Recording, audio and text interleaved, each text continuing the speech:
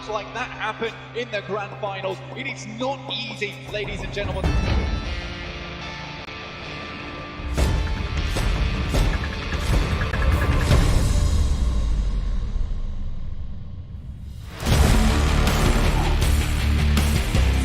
That's a good one. That's a banger, and that's a banger indeed. He hasn't got in to finish him off just yet. Runs round the corner, does the damage.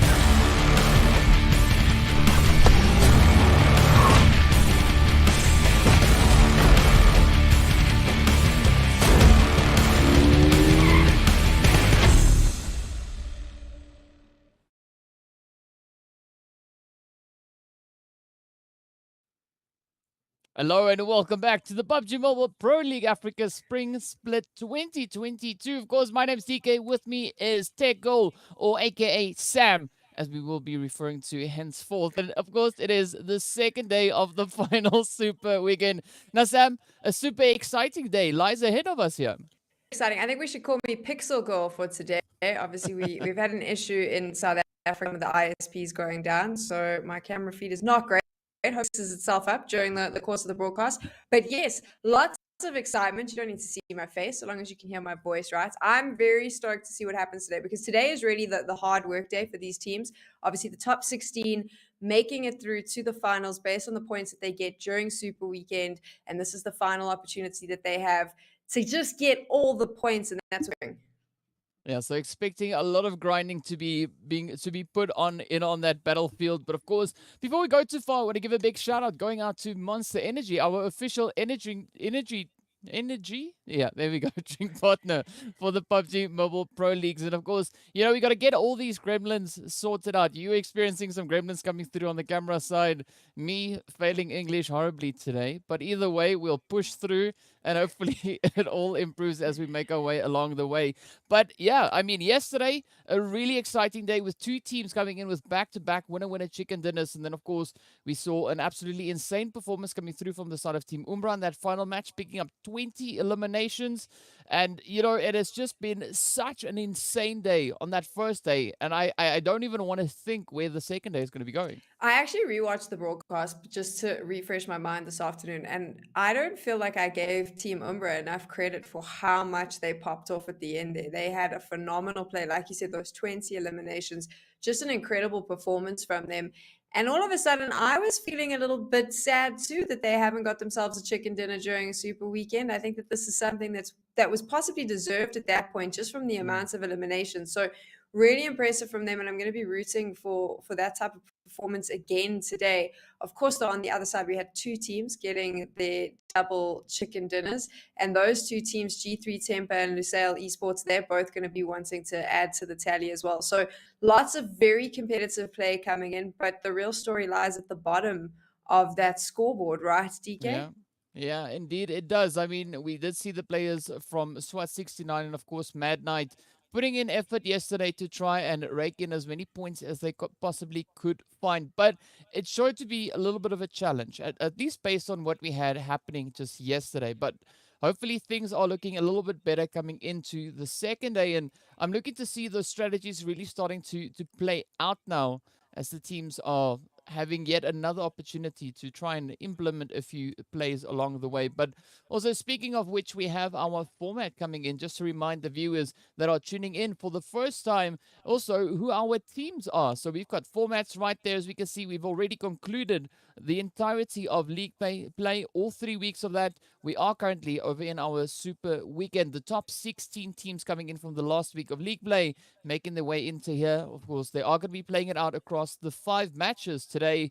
And, well, today is that middle point, right? The second day of the 3 days. And as you said, this is going to be the hard work day, because they need to try and kind of rectify what was potentially missing yesterday. The biggest thing about today, right, is you never want to be in a situation where you're trying to catch up on the last day. And if we take a look at the points, it's all going to come down to your placements, your eliminations. But what you don't want to do is be in a situation tomorrow, which is the final day of the final Super Weekend before the finals, where you're going, okay, we've only got games and we have to make up X amount of points. What you want to do is make those points up today. So every single team that's coming in is going to be focusing on how do we play today to optimize it, to get ourselves in a situation comfortable tomorrow, where we know we've done enough to qualify in the game that we play. For those teams at the bottom, it's also really important today to get as many people, because then they'll have understanding of what they need to do tomorrow to make sure that they qualify. And I would argue that if they want to qualify, they are going to have to get above 100. And I would say if you want to get more than 60 points, if you want to find yourself in the 16 teams that move through to finals.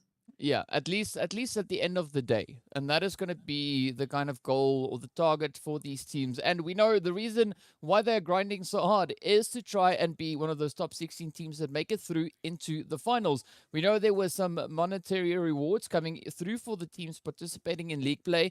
And on Super Weekend, each of those chickens being worth an additional $500. But in the finals, that's where we can see what the positioning is worth for these teams. And that, of course, will be added on top of what they've been able to accumulate so far. So there's going to be a lot of pressure for these teams trying to get themselves into that top 16. So I agree with you. The fight for those lower ends on the leaderboard is still going to be a major concern coming in today and, of course, in tomorrow as well.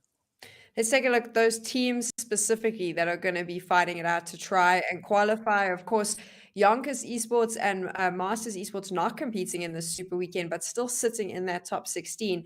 The teams that want to try get in there, SWAT 69 and Mad Knight, those are teams that are going to be fighting extremely hard to try and push themselves up. INTRUDER Africa as well, because ultimately they know those three teams behind be fighting for the points. So I would argue those four teams, INTRUDER Esports, SWAT 69 and Mad Knights, are coming in today very aggressive in the hope that they potentially themselves a spot. And like I said, more than 100 points, but to be on more than 165, that they do just that. Yeah, and of course, another team that we were also looking to see what they would be bringing in was also Virtual Gaming, because they've been performing so well coming through in those league plays, and they've also been able to accumulate quite a substantial amount of points going through just yesterday's matches. And I mean, I'm quite eager for these engagements here today, because we know there's a lot on the table for teams to look and try and improve. Virtual Gaming, of course, starting off yesterday down in towards those lower positions, sitting below the players from Master Esports and YONKOUS as well, and they've actually been able to push themselves up ahead of them. So there is still an opportunity for, as you said, those four teams sitting on the lower end to still bring in quite a few points and looking to try and close that gap. And whatever they can't accomplish today will be on the table tomorrow. But ideally, coming into tomorrow, you want to stress as little as possible about bringing in those final few required points. You have, let me do my maths real quick. You have 10 maps, and that's 10 matches to get the points that you need. Every single game you play, lets you to put the points. Take a look at those overall rankings now, so you can see those top teams, really impressive performances from them. I'm curious to see if anyone can catch Cryptics. They're just consistent, and that's what it comes down to, right? Being consistent in this format. Cryptics is just bounds ahead of everyone, but Team Mits and G3 Temper doing a good job. Lusail trying to catch up now as well. And of course, Team Umbra, the team we've been talking about, sitting there in fifth. And look at that. If you take a look at the top 8, the only team without a winner chicken dinner.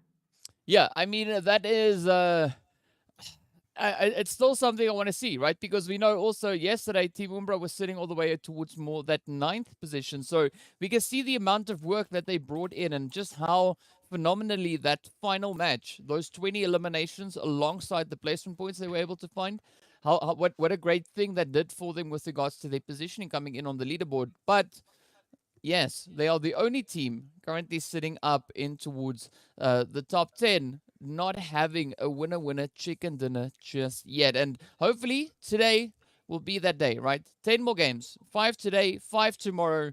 At least one of those, I want to see a Umbra chicken, right? That is what I want. If I get more than one, fantastic. But I want at least a minimum of one winner chicken dinner. And as we look onto that second page, we can see it is still very much a close call, right? It is still very much neck-in-neck engagement. The INTRUDER just being on the heels there of YONKOUS. One good match from INTRUDER could see them now joining the players from Super Young Stars and Virtual Gaming just up ahead of them. For sure. And I think that's where we need the bottom area there is really where you need to be keeping an eye, because those are the teams that are going to be doing the they possibly can to try and potentially make it through into the top 60.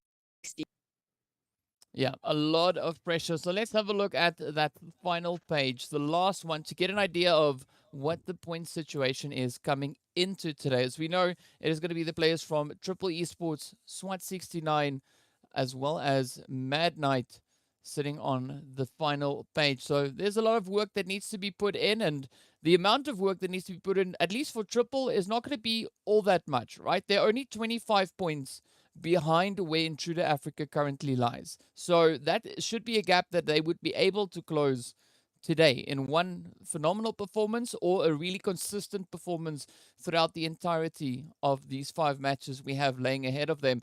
But SWAT69, Mad Knight, they need to get down. They need to just grind their butts off to try and make up the necessary points. They do. And I worry about Mad Knights. I mean, there they are with their 21 points. Is that going to be enough? We don't know. They will ultimately have to get themselves, I would argue, maybe 3 or 4 winner chicken dinners in the next few days to possibly be able to get out. So I'm going to call it now. I'm going to be a bit harsh. I don't think Mad Knight's going to be able to qualify for the top 16, but I'm still going to be watching them because I want to see what the effort is. Yeah, I mean, they would need about an average of, let's say, let's call it 7 points per match consistently over, well, 14 points rather, 14 points consistently being acquired over the next 10 remaining games in order for them to catch up to the position in which we see YONKOUS and Master Esports currently sitting in. So, yeah, it's going to be some pretty high demands that they will have to try and live up to. And again, it's difficult to say because based on the performance we saw coming in just yesterday, especially those early game engagements, it turns out to be super, super costly for them. And we did see also looking at the amount of placement points they were able to find yesterday, it only sits on 4. So, I mean, with 4 placement points being acquired across the span of 5 games, it makes it really, really challenging to bring in sufficient amount of points. For sure, but we'll watch them anyway. I think that the big thing now is figuring out what your game plan is going to be for today. So for me, if I was one of the teams, I would play it much like we've seen Lusail and G3 do. Of course, those 2 chicken dinner winners yesterday. Try say that 4 times fast. Yeah, it goes for you. They play a very passive game at the start. So they drop, they loot, they stay away. They choose not to take engagements. If for whatever reason they're faced with one that they're forced to do, they do that. But for the most part, what they're doing is choosing to just play really passively till the end. When they know they're within the placement points, then they get aggressive and they can get those eliminations. And I think that is how most of the teams are going to have to play this. They've got these 5 games. Obviously, Erangel's perfect for that setup. The only time I think that they can possibly get really aggressive early on, in my opinion, is Sanhok. I think that you can jump in there and get really aggressive and get some elimination points early on if you choose to. Yeah, but I mean, looking at the strategy we saw coming through from G3 and Lusail yesterday is also very similar to the kind of approach we saw coming through from Cryptics as well, right? Not necessarily yesterday, but in previous days of gameplay. That is a strategy we see Cryptics applying, also taking those first few phases a lot more calculated, rather looking to prioritize their positioning instead of looking to get into any unnecessary engagement. If the opportunity arises, sure, they'll take it, but they keep it for that later game. And so far, it's been super successful coming in for both Cryptics, G3, and Lusail. And we kind of get a pretty good idea of which is the team that is likely to succeed coming into those final phases. And that is mainly based on what their positioning is, but also the number of players they are able to bring into those final few stages.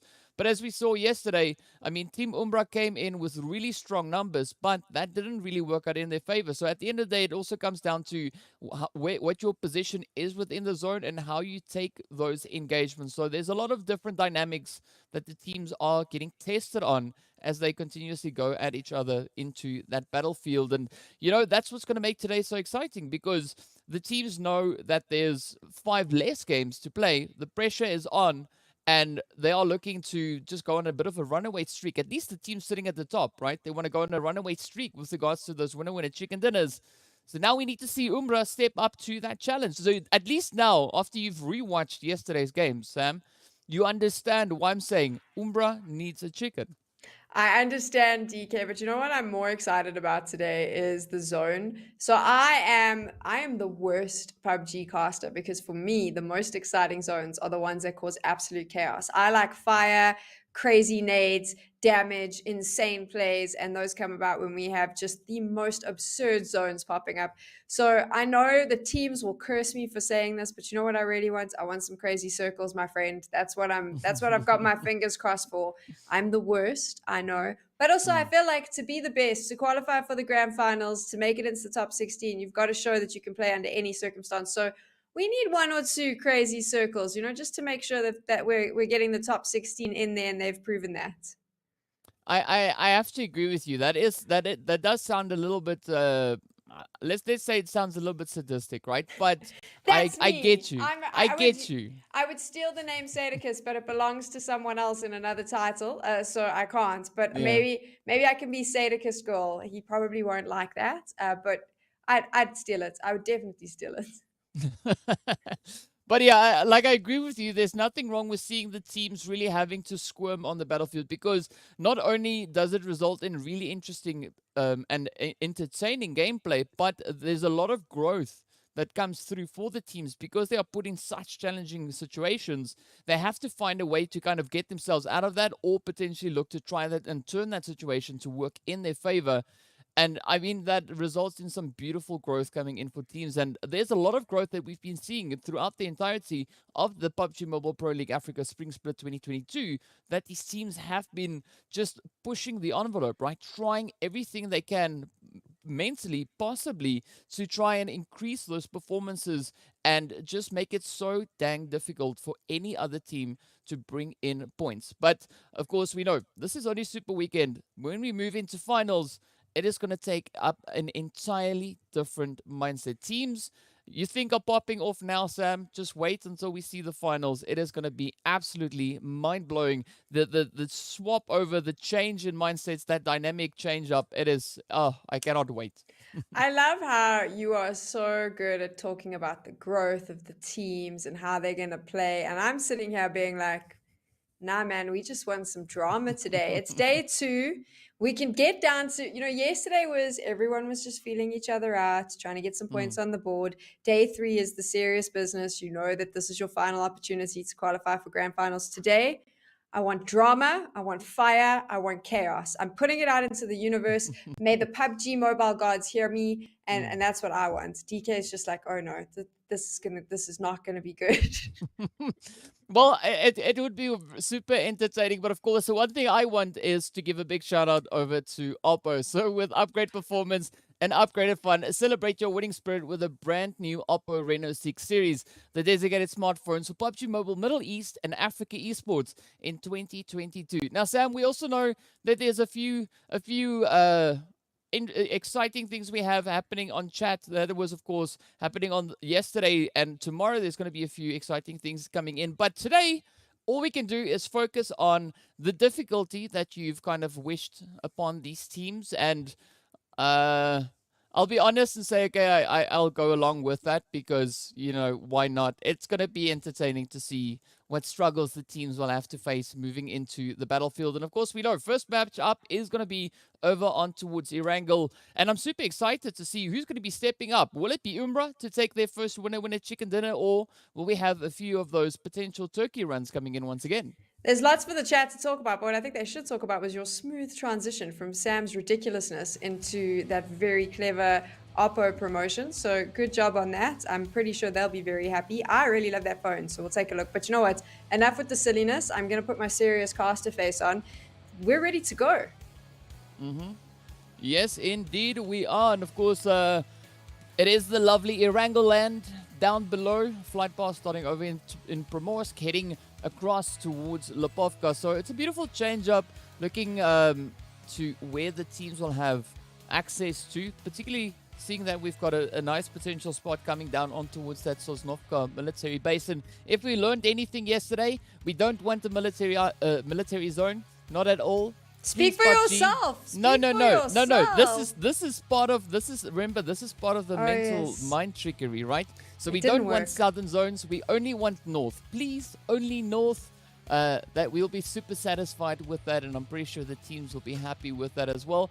But of course, we also know Murphy's Law is a thing, right? So again, we've got to be careful of all of these things. But flight path-wise, it is relatively satisfactory for a majority of these teams, as they'd be able to reach into their usual drop locations. I do think for Team Unique and potentially the teams that like to frequent those far more northern positions, it's not going to be too much of a train smash, because the Unique also now just opting straight up in towards Ferry Pier, which we know is one of their alternative drop locations. But close to Pachinki, already a few knocks making their way on in. I'm curious because I felt like, and as I was going to say this, they've just proven me right. I feel like Mad Knight keeps dropping in and contesting drop spots that were already claimed by other teams. Obviously, it was the first super weekend that they've played in. We've seen where the zone is going to pop. I just feel like those early engagements yesterday was because they hadn't quite figured out where they wanted to drop. So we saw early on there was a little bit of fire. And I was watching to see if they were going to contest again. It looks like they've got into vehicles and got away from everyone else. Interesting for them. I don't want to see them in an early firefight. I say it again, they're going straight for zero tolerance. So curious to see how this goes down. But I do think that yesterday's early battles purely came from contested drop spots. When I watched back again, I think it was a matter of maybe not knowing where everyone else was dropping, choosing to maybe try and be aggressive and take them. So I think Mad Knights, if they want to get some points on the board, possibly need to change up that strategy coming into today. But what it also could be is, because we know yesterday 1 million was dropping into Pachinki quite a bit, right? Now, usually 1 million prefer to drop up in towards Malta, as we can see right on that map that we had. So maybe it was 1 million potentially looking to throw a few spanner in the works coming through for the side there of Mad Knight.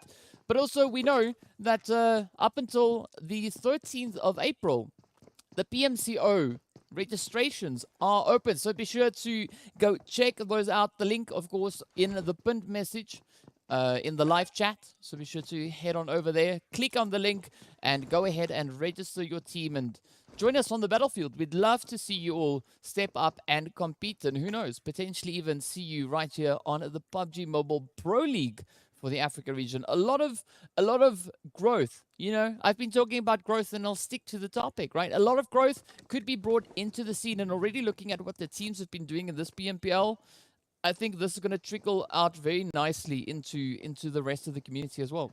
I do think we have to give a big high five to PUBG Mobile Esports for introducing this first PMPL for Africa. I think that the region was waiting, the continent was waiting desperately for it, and it's so well deserved, and it's really going to do a lot to elevate the level of play. And I'm excited to see a lot of these players compete on the global stage as well against other regions, because I do think that we can really bring something incredible to the global scene. Yeah, I have to agree with you on that. I mean, a lot of the time you see people saying, oh yeah, but you know, like, oh, look at the level of gameplay. And that is where I just want to say, remember, this is the very first PMPL, right? We've seen a lot of other regions having several opportunities to participate in PMPL. So obviously the level of skill in those regions have had the opportunity to grow a considerable amount. But looking at the starting point for Africa in this PMPL, it's already a really strong level for them to be starting off. And the growth that could be coming in from this point going forward, it could definitely make Africa at some point quite the formidable force to go up against. For sure. So now if you take a look, everyone's just looting. This is the moment where you want to just grab all your gear, get all the nades, players, because Sam wants to see some fire. And the only thing that we can point out, there was an early little firefight that happened between some of the teams on landing. So Unique was able to claim themselves 1 elimination point, 0 tolerance down a player. That's not great. You never want to start that low. So they're playing a 3-player setup. They'll have a little trio running. But for the most part, relatively quiet, relatively spread out. No one is contesting with one another. Everyone's kind of just keeping their space. So relatively passive play to start the day. Yeah, we do have a slight development coming in towards chopsticks, but you know, it's nothing too concerning just yet. We do see the rotations heading up in towards that Gatka kind of chopsticks region, but it does seem like the teams are playing it quite tactfully, right? They're not necessarily trying to bunker down and get right down to business. But what's going to be interesting to see is how these rotations are going to be coming through. A lot of the teams, as you said, could be looking to, as we get into those next few phases, look to just, up the aggression a slight tad bit. And we did see a beautiful increase in that happening just yesterday in our first game. But who knows? Maybe we'll see even more of that coming into the second day, as the teams know that this is now the time for them to step up and do a lot of the work. They've already had the opportunity to kind of get over the nerves, and now it is time for some serious PUBGing. Some serious PUBG. You're trying to make that a thing. Don't worry. I'm picking up on what you're putting down. We'll make it work. Hopefully the chat can drop it in there as well. Are we PUBGing today? Is that what's happening? For now, everyone's just moving in. It's going to be super chill to start the day. I presume this was going to be the case. It's a bit more of a serious game. You want to stay alive for as long as possible, right? So if you can just avoid some fights, get what you need, set yourself up, wait to see where that second zone pops, and then you can start figuring out how you want to rotate in. As I say that though, SWAT 69, have they decided to kind of set themselves up here? Is that something that's happening? They look like they might have been bunkering down. I thought that they were potentially just running around seeing what they could loose up, but it looks like they might be choosing to settle in this compound. I think that might be too early a time to set yourself up. It could potentially be, but I do think it's going to depend on the rotations coming in from the teams in the surrounding area, because we see the players from G3 also positioned a slight bit over on towards that eastern side, also not looking to explore the region all too much, also looking to kind of solidify a potential angle. And it does seem like Mad Knight is adopting a very similar kind of approach. Again, not exploring too much. You can see the Beast just prepping all those windows, making sure that there's no glass to first work through, instead taking all of them out, so it's going to be smooth sailing potentially from that point on forward. And we are having that mass migration now starting to come on through. We see the players from PMPL Esports on that more western side, and they have the players from, I believe that is the Super Young Stars that we can see right here, also in a relatively close proximity. But the teams this time, what I'm liking here is there's a lot more cohesion coming through, right? The teams are a little bit closer with regards to their own positioning throughout the team. We're not seeing those crazy splits coming in today. I'm a big fan of the splits. I think a 2-2 split works really well in the early stages. It allows you to scout more area, loot accordingly. But I think for now, everyone's just staying close until they figure out where the next zone is going to pop. That's important. And obviously positioning themselves. You can see now the change in pace compared to what we saw on day number one. It's a much more slower game, much more calmer game. And I do believe that that's purely just because everyone knows that it's a little bit more serious today. Less time to get those points, more time to focus on making sure you stay alive for as long as possible. And there we go. Zones just popped. SWAT 69, good job on taking that compound, because they're going to be in a really good position for this one. Yeah, it's going to be a nice transitional way for a lot of the teams positioned over on towards that eastern side. And even PMPL Esports and Super Young Stars finding themselves in a really good setup coming in. They're already, the fights now starting to break out as we have Blackjack and Umbra bumping into each other on that eastern edge of the zone. Beautiful confirmation coming in. First one down for the side of Blackjack, as we can see that, of course, being a Lelouch. MG, instead of hopping in, hops over, you know.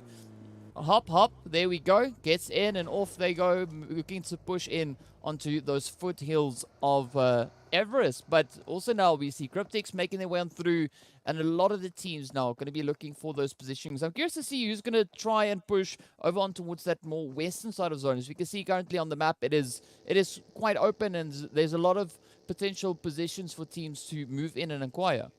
So a lot of the teams are coming in from, I would say, the sort of southeast side, and then we obviously saw a few of them coming in from the northeast side, which meant as they were moving into the zone, we had some of those rotations sort of bumping into one another, which is what I think happened with Blackjack Esports. That was where that started to happen, is obviously they're going to knock into one another. I think for the most part now, it'll calm down and we won't see that. It feels like everyone's spreading out really nicely. But I do find what's quite interesting here, and it's something that the teams are realizing they need to do, is everyone is starting to just settle themselves down in the spot where they think will be best suited to look after themselves, but also possibly rotate in if they need to. I am going to make a huge prediction here, and I might be wrong, but I think we're going to have a lot of teams still standing come the last few zones. I get that feeling too, because we've also seen it happen before where we had 15 teams moving into that 4th or 5th phase. So it could potentially be another repeat coming into today's matches here. And I mean, yes, the teams are moving into a more centralized position in the zone, but they are still respecting the space, right? They're not looking to push up into any of these compounds unnecessarily. So it does seem like they are doing their due diligence, ensuring that they have enough information before committing to those rotations. And as we can see here, Knight also now standing atop the hill, just scanning down into the valley down below, looking to see if anything could potentially be brewing down in those lovely fields. But you know, the pressure's going to be on because they won't have too much time to stand around and look for potential spot to move in. As we know, that zone is going to start shrinking and getting smaller and smaller, and in doing so it will be forcing these teams to make those difficult decisions. I think for the most part, everyone has kind of settled themselves in nicely in the zone. I think we've got one more team that's attempting to rotate in. They're in vehicles, so they should be good. Pretty chilled vibes from all of these teams right now. Like I said, chilled vibes. They're in a competition for lots of money, wanting to annihilate one another, but they're chilled for now. Chilled for now, DK.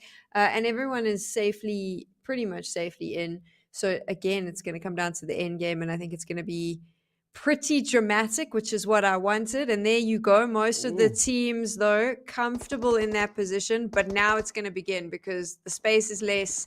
The fights are going to have to start. And I think there's going to be a lot of teams trying to contest different spots. For those teams that have set themselves up nicely, now they've just got to protect what they claim. Yeah, and it is going to be quite the challenge now to try and protect what they have claimed. As we can see, the players here from Lusail, they want to claim that hill for themselves, but it's not within zone. So either they are looking to just scare off any potential advance coming through from Virtual Gaming so that they can have a little bit more of a relaxed rotational path back up in towards the zone, or you know, they just want to say hi to them. We don't know which one it is. No one wants to say hi to one another today, DK. We want to shoot one another. Today is about shooting one another. There is no conversations happening. Nothing is going to be discussed. Cryptics has quite a good spot here because they've got a little bit of space where they can kind of stand on the roof, take a look, and you can see there that they're using that to their advantage, just steadily picking off the one member of Blackjack Esports. Yeah, with that, it is going to be MG that goes on down. It's now up to Reverb and Zane to try and find where they are going to be calling home next. As we see that whole western side pretty much open for the taking, but the positioning here from Cryptics really paying off. And this is one of the teams that we see that are really good at playing those wide splits. But you know, the rest of the lobby still having to try and find those positions. And of course, speaking about positions, we do see SWAT 69 getting a beautiful squad wipe right onto the players there from 1 million. So this is an absolutely phenomenal start for them in this first match on the second day. But now they just got to keep their focus in and look to make it all the way into those later phases. Of course, 15 teams still remain, 57 players still alive, and we're running out of options, running out of space. I mean, I wanted drama and chaos. I'm definitely going to get it in this game. I think SWAT 69 can be really happy with those 3 elimination points, obviously sitting right on the bottom of the table. The more points they can get, the better for them. So I'm pretty sure they'll be happy with that. Also, really clever engagement from them. They set themselves up really nicely. It was easy to pick those members off. I like that, the thinking that goes into before we decide to go in and be aggressive, let's figure this out, let's set ourselves up, and let's make sure we can win the fight. I don't think you should ever enter into a fight unless you're 100% sure you can win. And that all just comes down to preparation and positioning. Yeah, the team's already doing a lot of preparation. Now it is down to what the positioning will bring to them.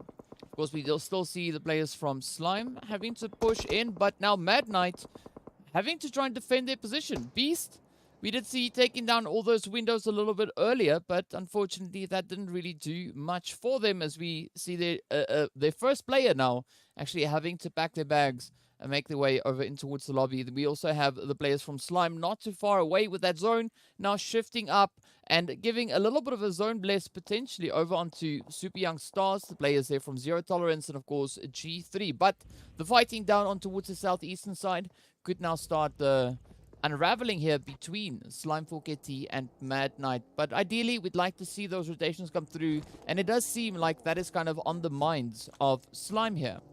I think what we need to focus on is how good G3 is at rotating and positioning themselves once we hit phase 4.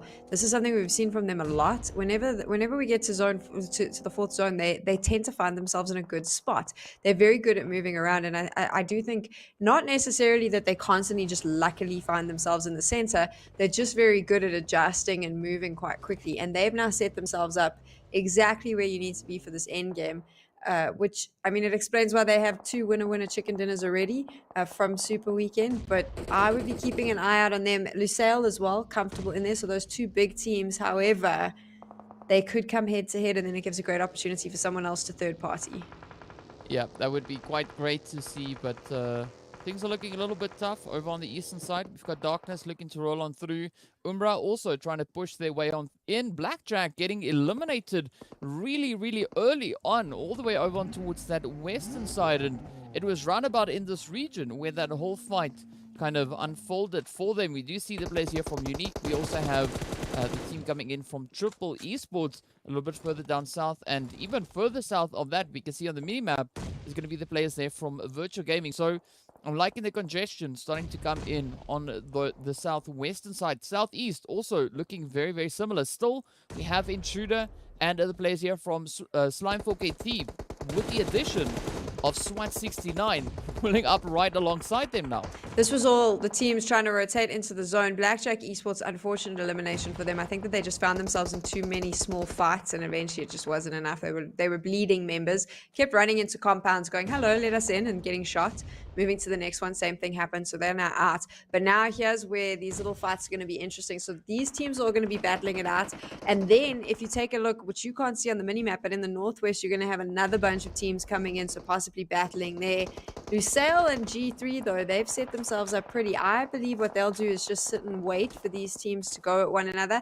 And you can see here, look how many teams are all in the same vicinity having to fight out. This is exactly what we said was going to happen.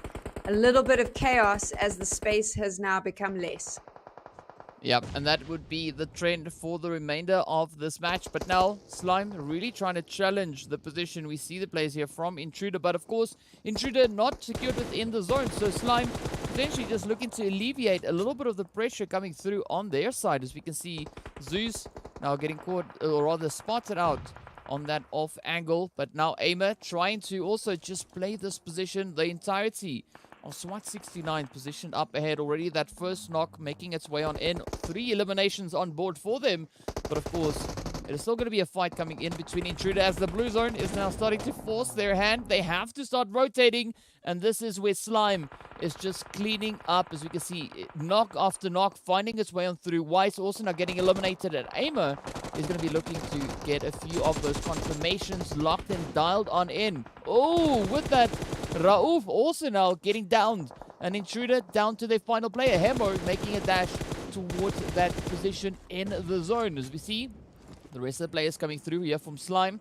Coming in with some good dealt hits, but not finding those eliminations just yet. And I'm a little bit worried here because Virtual Gaming, they're just hanging around, right? Same can be said for for SWAT69 rather.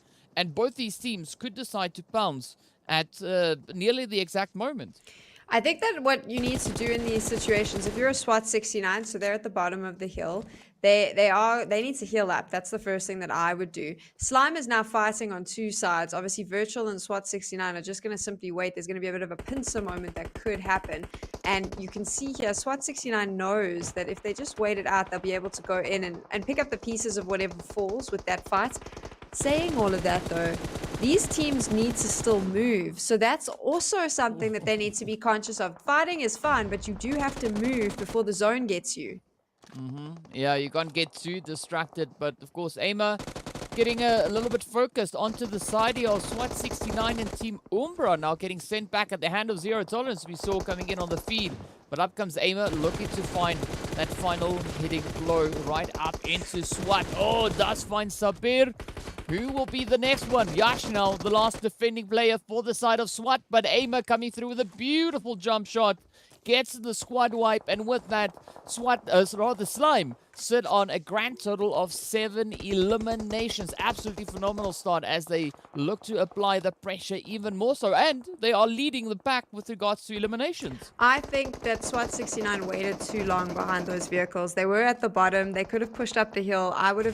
They should have pushed up when Slime was in the middle of that firefight, because the team wouldn't have been able to watch their back, and that would have been the perfect opportunity to do a little backstab and take them out. They waited, which allowed Slime to come down the hill, and obviously with that high ground advantage, spot exactly where everyone is and take them out.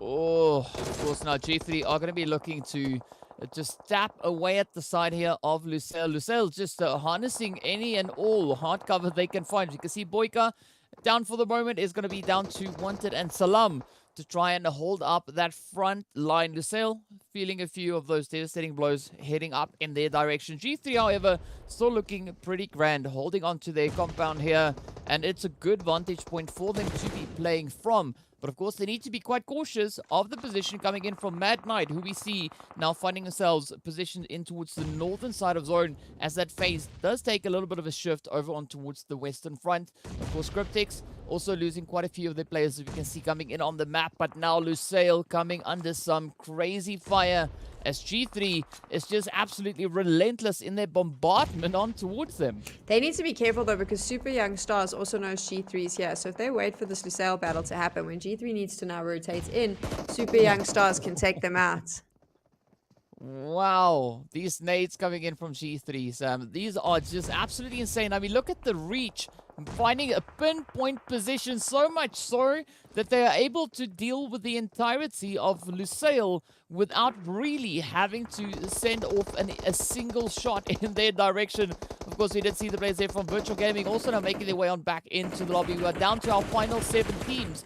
And this is now where the players from the Super Young Stars are going to be looking to leverage their position and their angle onto the team there from Slime 4KT. As we can see, Storm now holding up that front line, but it is going to be still quite a bit of a challenge. Super Young Stars actually looking pretty golden alongside G3. The rest of the lobby now down to 3, 2, and 1 player respectively. I really love the use of utils from G3. A smart way to kind of keep yourself in a situation where you got bullets for the end game. You don't need to shoot too much. Just drop some nades. They did a great job. Slime has now gone back to the lobby, if you didn't see that on your screens. And now with G3, obviously, they've just got to protect themselves from all the other battles. The one to watch, though, Super Young Stars, they've been keeping themselves very quiet. I think that they'll start entering into some battles now. But this is what we've been talking about, is just being a little bit passive and slow in the finals, because it will allow you to place yourself really nicely for the end game. Yeah, and it is a strategy that is working out quite phenomenally for the teams that look to utilize that. But speaking about utilizing, right, now it's going to come down to the Super Young Stars and G3 to utilize those numbers. But Unique, Triple Esports still presenting somewhat of a challenge. I wouldn't say any immediate threats, but definitely bring in quite a few challenges. We can see Unique now just trying to use these ridge lines that they've got. And I mean, it could at times be quite a devastating position for Unique to be playing onto, say, the Super Young Stars or even potentially G3. But also Triple Esports coming in with an interesting approach. We know Miramar being quite capable with regards to those frags coming in, but also AWAM with a beautiful off-angle position. And I mean, I think we could see a few third parties coming in from that. I don't like the positioning of Unique on these cliffs. I just worry that when the time comes and they have to move, they're going to be pushing themselves right up into the open, and that's going to allow Super Young Stars and G3 to just pick them off, you know, like quite easily. But I might be wrong. Maybe this does work for them. It'll be an interesting one. If I was Triple Esports, though, I would also just wait it out. Let Super Young Stars and G3 battle. That's what's going to happen now. Just wait. And exactly like you said, I think the third party will win this. So Unique, maybe hiding behind the cliffs is the smart move. I just worry that at some point they are going to have to make themselves seen, and then it's quite open for them to move through. And G3 has that great little spot there in the buildings. They're going to be able to see a lot. Yeah, and again, G3 just being absolutely blessed with regards to that zone positioning. And I mean, this is going to be the place to go, right? Because they have all the angles as well as the hard cover. But Unique, having a few of those ridge lines you can see G3 now, they've pretty much come to the conclusion that there is a team situated there. And also Unique not really doing much to try and hide that position. Super Young Stars now getting caught out in the open. But with that, it is going to be the end of the road for Triple Esports as we now make our way to our final 3 teams. It is going to be a 4v4 v3 in favor of Super Young Stars and G3. Unique rocking their 3 players still, but are trying to find a way to get themselves situated back in it towards that next zone, but also a very challenging position coming in here from the Super Young Stars. Challenging position for both Super Young Stars and Unique. I don't think G3 is blessed with zone positioning so much as they make their own blessing by setting themselves up, and it is something that we need to watch as the day progresses. They are very good at rotating in. They now know exactly where these teams are. If I was them, I would wait a little bit before. I wouldn't have done that, like what you just saw there with Nacho. Just wait, because Unique is going to have to move up. Super Young Stars, you can see them doing the little snaky snake. They're going to have to come to you. G3 actually just has to wait for these teams to come to them, or for both of them to bump into one another and then pick them off as they go. Again, it's just a matter of the waiting game now. And I'm curious to see how this plays out, and also for how long G3 can actually sit in this building, because of course at some point they might have to move as well. Yeah, that zone is not going to be blessing them forever and a day. They will have to come up with a little bit more of a rotation. As we can see also that zone now kind of moving into that open piece of land that we have in between all these teams. And now Unique, Chills, getting traded off right there as we see Nacho just pushing up to the edge. Winky now trying to ensure that they've got at least 2 players moving in. Scope also cooking up a good nade, looking to reach across over towards the Super Young Stars. But looking at where they're moving into, I'm expecting G3 to be quite delayed in their push here. As we can see, that compound really working out phenomenally for them, as Charla now also comes under fire. But Lashin just trying to utilize that loot box before pushing forward, and now the rush comes in. The molly's getting sent across. G3 can feel the heat starting to increase as the Super Young Stars come knocking at their door. They've let Lashin get way too close. They should have been picking him off. I wanted to point out the fantastic use of smokes that Nacho used to take down the 2 Unique members. The way he threw the smokes and then kind of used it as a backwards and forwards, so peeking around them a little bit and then getting back into the smoke where he couldn't be seen. Very, very clever play from him. Oh, but of course now Super Young Stars looking to find that opening, as we see Lashin also now making their way back. It is down to Cronboy, which is not going to be taking that aggressive approach. Is, however, just going to be trying to maintain a decent angle situated out in the field. Gets up, spots the angle onto a scope. There we go. The first hit comes in. A quick reposition coming through from Cronboy, but unfortunately G3, being super aware of their surrounding area, comes in with the final devastating blows, taking down Winky from Unique and claiming yet another winner chicken dinner. A very similar approach we saw from them just yesterday in the first match as well. So G3, a really consistent gameplay coming in from them once again. That was fantastic. It was just very smartly played. They were very strategic in how they set themselves up. Again, I said it. I think that they're very good at rotating into the zone and positioning themselves really well. I thought that they played the final game. It was a very smart play from them. So they set themselves up in that building. Obviously, Unique had to come up the clips. At the moment they peeked over, it was going to be an issue. Over the ridge, they could be seen. I liked the way that G3 chose to do a little bit of a split there. So they kept 3 members in the building, pushed 1 member out. That was Nacho. Nacho used smokes as a sort of wall, if you like. So used the smokes to cover himself out, then peeked through the smokes to be able to pick off members.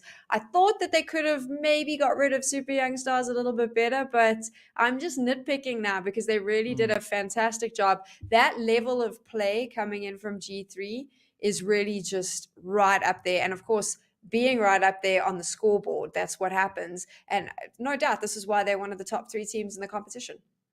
Yeah, and I mean, speaking about being right up there, that of course is their 6th winner chicken dinner being acquired in the Super Weekend. And that is the 3rd one just this weekend, right? They brought in 2 just yesterday and is kicking the day off with yet another chicken dinner. I mean, it's a good day in the G3 camp, but of course, we need to look at what the other teams have been doing as well. Again, a really strong effort being put in there by Super Young Stars, and in all honesty, that zone was super challenging for the teams really to play in, particularly having that exposed kind of terrain up ahead of them. We did see them trying to utilize those ridge lines and the trees and rocks as best they could But unfortunately, G3, they just had such a controlling angle there. But also, I mean, I have to agree with you, Unique.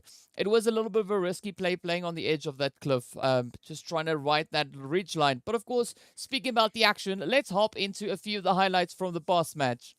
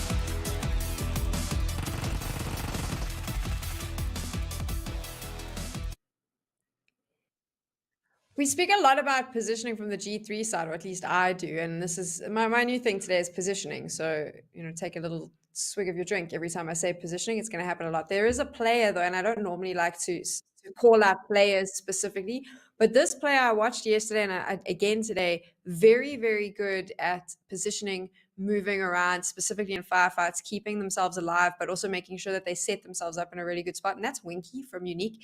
They have a really good read of the game, and the way that they move is impressive. So keep an eye out on Winky, because you saw their last player standing for Unique really puts up a good fight, positions well. I think with the additional support from Unique of maybe a decent scout, Winky could be damaging. We talk a lot about the big fraggers, but I think a player that can position themselves that well and read the game is one to watch out for as well.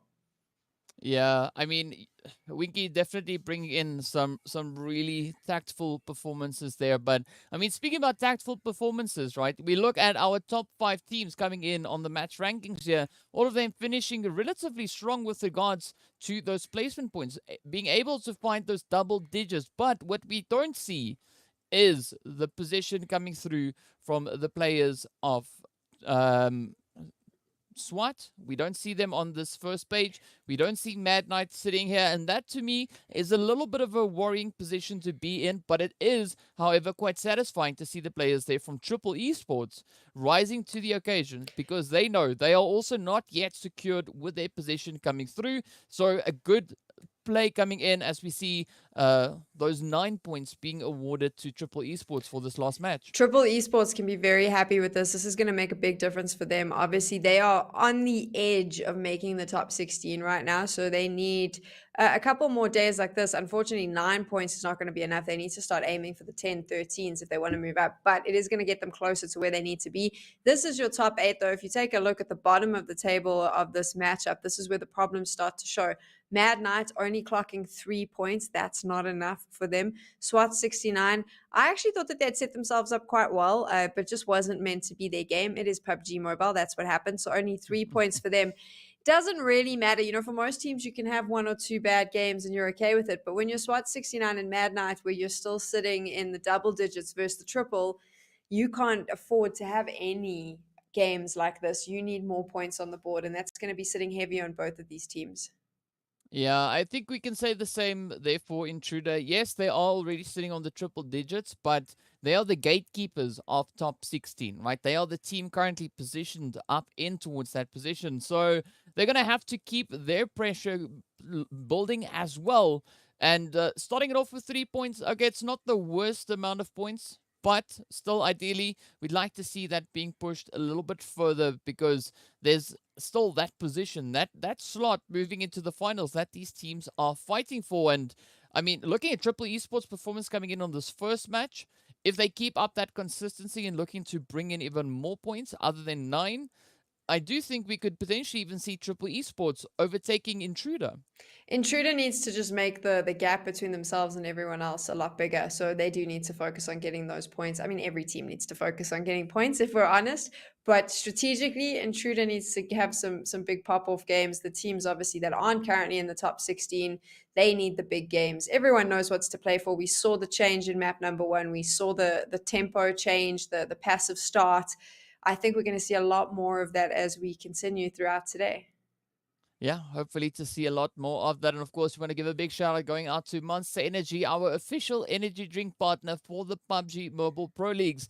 Now, Sam, first match done and dusted, all the action kind of locked in, the points locked in. Now it is time for us to prep ourselves to move into that second match, which would see us moving over on towards Miramar, the ever dusty dune. So with that, we are going to be taking a quick break to ensure that we've got everything locked and dialed in. So be sure to stay tuned, and we'll see you guys right back after the break.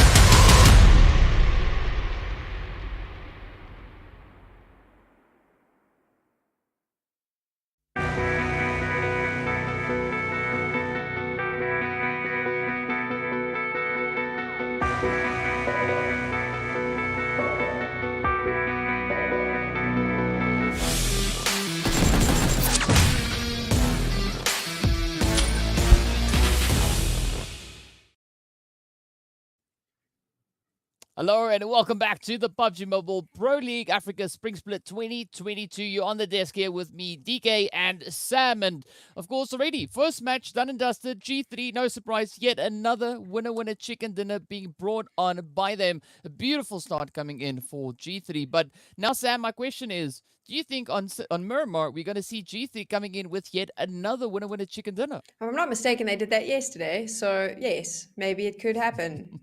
Maybe it couldn't though. Who knows? I'm very good at playing the middle line here and not making a full commitment. It always comes down to zone. I do think they position themselves really well. And I always worry a little bit for other teams when you've got a team like G3 or a team like Lusail that's had these 2 chicken dinners, or G3, the 3 chicken dinners.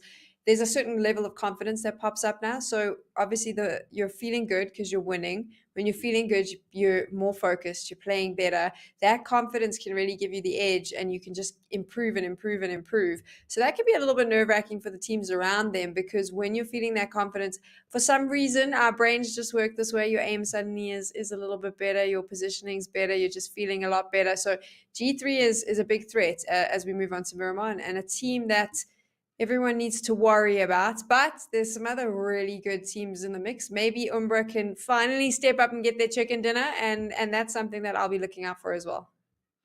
Yeah, well, another thing that we are going to be looking out for is, of course, the big shout out going out to Nomo TV, the PUBG Mobile 2022 official streaming platform partner. So much love going out there to Nomo TV. But now we're getting closer to hopping on the plane to see what not only the flight path will bring, but also where that first initial zone is going to go. And one thing that we've been seeing emerging for the side of G3 in particular is if they move in from the northern side of zone, things usually work out quite well for them. So I'm curious to see what that zone is going to be bringing in, and of course also what the rotations will be bringing in alongside that. Another team that's also had a lot of success coming in on the map of Miramar has been the team from Cryptics, right? So they're kind of sharing that position with G3. So it's usually either G3 or Lusail that come in quite successfully on Miramar. We have had also other teams coming in with a few winner chicken dinners on there, but more consistently has been going over towards either Cryptics or the players there from G3. So who knows? You know, maybe we could have a bit of a disruption coming in with potentially SWAT69 or Mad Knight picking up a winner chicken dinner right here. Who knows? I mean, it could literally swing either which way. I don't know if you know this, DK, but 16 different ways it could swing, because there's 16 teams and it's all up for grabs.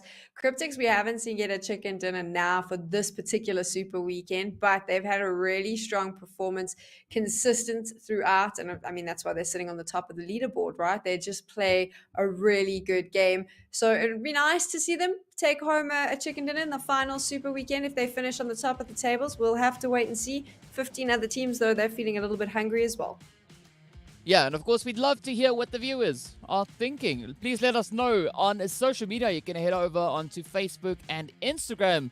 Look for PUBG Mobile Esports Africa. Tell us what your thoughts are. Do you think that we are going to be seeing a chicken dinner being brought in by Team Umbra today? Will today be the day, the second to last day in Super Weekends? Or could we potentially maybe see one of our teams sitting on the lower end of leaderboard also just rising to the occasion, coming in with a bit of a runaway streak? Or, well, could it be a little bit of a spoiled performance, right? Have G3 or Cryptics picking up those victories as we've seen them do before. We'd love to hear what your thoughts are. Be sure to let us know. Meanwhile, looking over onto the flight path, we do see a nearly center zone, not really 100%, but it's relatively close. But we do have a little bit of that hot drop action coming in towards the northern side, as we have the players there from Zero Tolerance just looking to throw a few things in the toolbox, and we'll maybe take a few things out and also try and yeet them over. I mean, is this the time to start pulling things out of your toolbox and yeeting them? That's interesting. That's an interesting zone as well. We saw something similar to this yesterday. This is going to change things up a little bit. And those teams that are hot dropping towards the north, that's good for them. Maybe don't fight it out, boys and girls, and just move in, because you've got yourself SWAT69 and Zero Tolerance. You've got yourself a nice little setup. Just move in to where that zone is. Yeah, and already we see the players here from SWAT 69 Zero Tolerance getting a little bit into that potential early game engagement. But speaking about engagement, as we just saw that quick pop-up come in, that of course is to remind everyone about the PMCO registrations. They close on the 13th of April, so be sure to click on the link in the pinned message in live chat. Head on through and register your squad. We'd love to see you come in on the battlefield, having some extra diversity, right, being brought in to the battlefield, and it's good for growth. Everyone being kept on their toes, and another team that is going to be kept on their toes once again will be Mad Knight and Triple Esports right here up in towards Picado. Oh, wow. What a surprise. Mad Knight in an early engagement. Did not see that coming at all. I hope that they disengage. Team Umbra has already got 2 players down because of the setup that they found themselves in. So that's a little bit nerve-wracking for them. Also for me, because we want them to get a chicken dinner. Yeah, I have to agree. But it's a very interesting place that we see this engagement actually coming through, because it's not necessarily a compound that we see being too contested all that often, but it does seem like Intruder is definitely sticking it to the side here of Umbra. As we can see, Rauf, for the time being backed up by Weiss. The rest of the squad positioned a little bit closer towards that Monte Nuevo position, but Weiss, of course, now having a quick trade being sent up in their direction. Morteza and Wasted now in a spot of bother here, as the health bars not looking too fantastic. But fortunately, they've got PRZ coming in for a little bit of that moral support. It's interesting because Intruder's actually running a split, so not all their members are in this fight. I wonder if this was just a scouting situation where they realized Umbra was here and decided to take the engagement. But they've got backup. That's always a little bit concerning, and you can see now, well, you can't see it on your screens, but we can see that the other members are coming in from Intruder with vehicles, which is not going to be a great time for Umbra. One of these teams should probably think about just disengaging. And as I said that, look at that. You know I like a bomb. Nicely done. I love an explosion so early in the game. Yeah, I mean, Umbra just popping off quite literally right here, as we can see those shots coming through onto Intruder. Omar, I mean, if you asked me, I would have thought that Umar could potentially have a little bit of an advantage there. But yeah, the use of utilities coming through from the side of Umbra is absolutely devastating. Another thing that could also be a little bit devastating is the knock coming through here on Mad Knights. We can see Agent 47 getting taken down. Triple Esports still playing a very confident approach right here up in towards Picado. I will chat about this in a bit. I just want to jump back to that Intruder fight that we saw with Umbra. In the beginning, the Intruder, they had their members in there. Like I mentioned, they had the splits, and they actually had the advantage on Umbra, but they weren't able to finish it off. And I'm not 100% sure if that's because of the split. Maybe they needed the backup of their other squad members, or if they just lost that opportunity. If you want to be aggressive and jump on someone who's in a building, or jump on a team that's in a building like that, you have to be fully committed to the fight. I feel like they were committed, they're not so committed, and unfortunately started with the advantage, and now you can see Umbra sitting with those 3 elimination points, all their members back up, and Intruders now down to 1 player. This is the problem with early engagements. You take the risk, there's a good reward, but also sometimes you lose out in a big way. A lesson that Triple Esports and Mad Knight might just learn as well today. Yeah, it could potentially be a bit of a lesson to be learned here. But one thing that we've definitely seen is that Mad Knight, they have decided that they will stick to the guns, right? They are going to be finding themselves in these early game engagements. And all they got to do now is, you know, I don't know, find a way to deal with that play. Just, it's a little bit risky, but of course, you know, it could still maybe improve or change, or you know, the RNG and PUBG gods could be working together and saying, okay, cool, you know what, let's make sure that things work out for you guys, because you've been so consistent with these early engagements. But now they are going to be put to the test. As we can see, Triple Esports, AWAM cooking up a lovely molly, sending it in. Oh, it does find Agent 47. Not a lot of health really on that health bar to make much use of, but now Kingerman will find themselves in a little bit of a hot spot as well. Both of these teams are on the bottom of the scoreboard, so why they've chosen to do this is beyond me. Now it's just a fire fest. Looks like Triple Esports is going to get the upper hand on Mad Knights. Beast is the only one left. I think Ammo is going to struggle here. Triple seems to have the advantage. This is not looking good for Mad Knights. Again, I find it perplexing when these teams choose to have these early engagements. I'm completely of the opinion that if you are forced to it, then so be it, fight it out. But if you can disengage, and both of these teams could have disengaged. Triple Esports is going to come up potentially on top. I don't imagine Mad Knight's going to be able to get the res on Beast. I don't think that they're going to be standing the moment they move. I think Triple's waiting. As I say that, they're firing out, but that's it. It's game over for Mad Knights, in my opinion. And as I say that, it is. Goodbye. Good night, Mad Knights. Yeah, it's been a mad night for them so far. But ideally, yes, we would have liked to see that disengage, complete disengage, not only from the group, from the team there of either Mad Knight or Triple Esports, but also then when it came down to Zamo, the best decision there would have been to just get out of Picardo, look to push into a good position in the zone. And we do see there could have been a potential rotational path pushing straight on through. And of course, we also see a little bit of that action now unfolding between SWAT69 and Zero Tolerance all the way up in towards the northern reaches of the zone.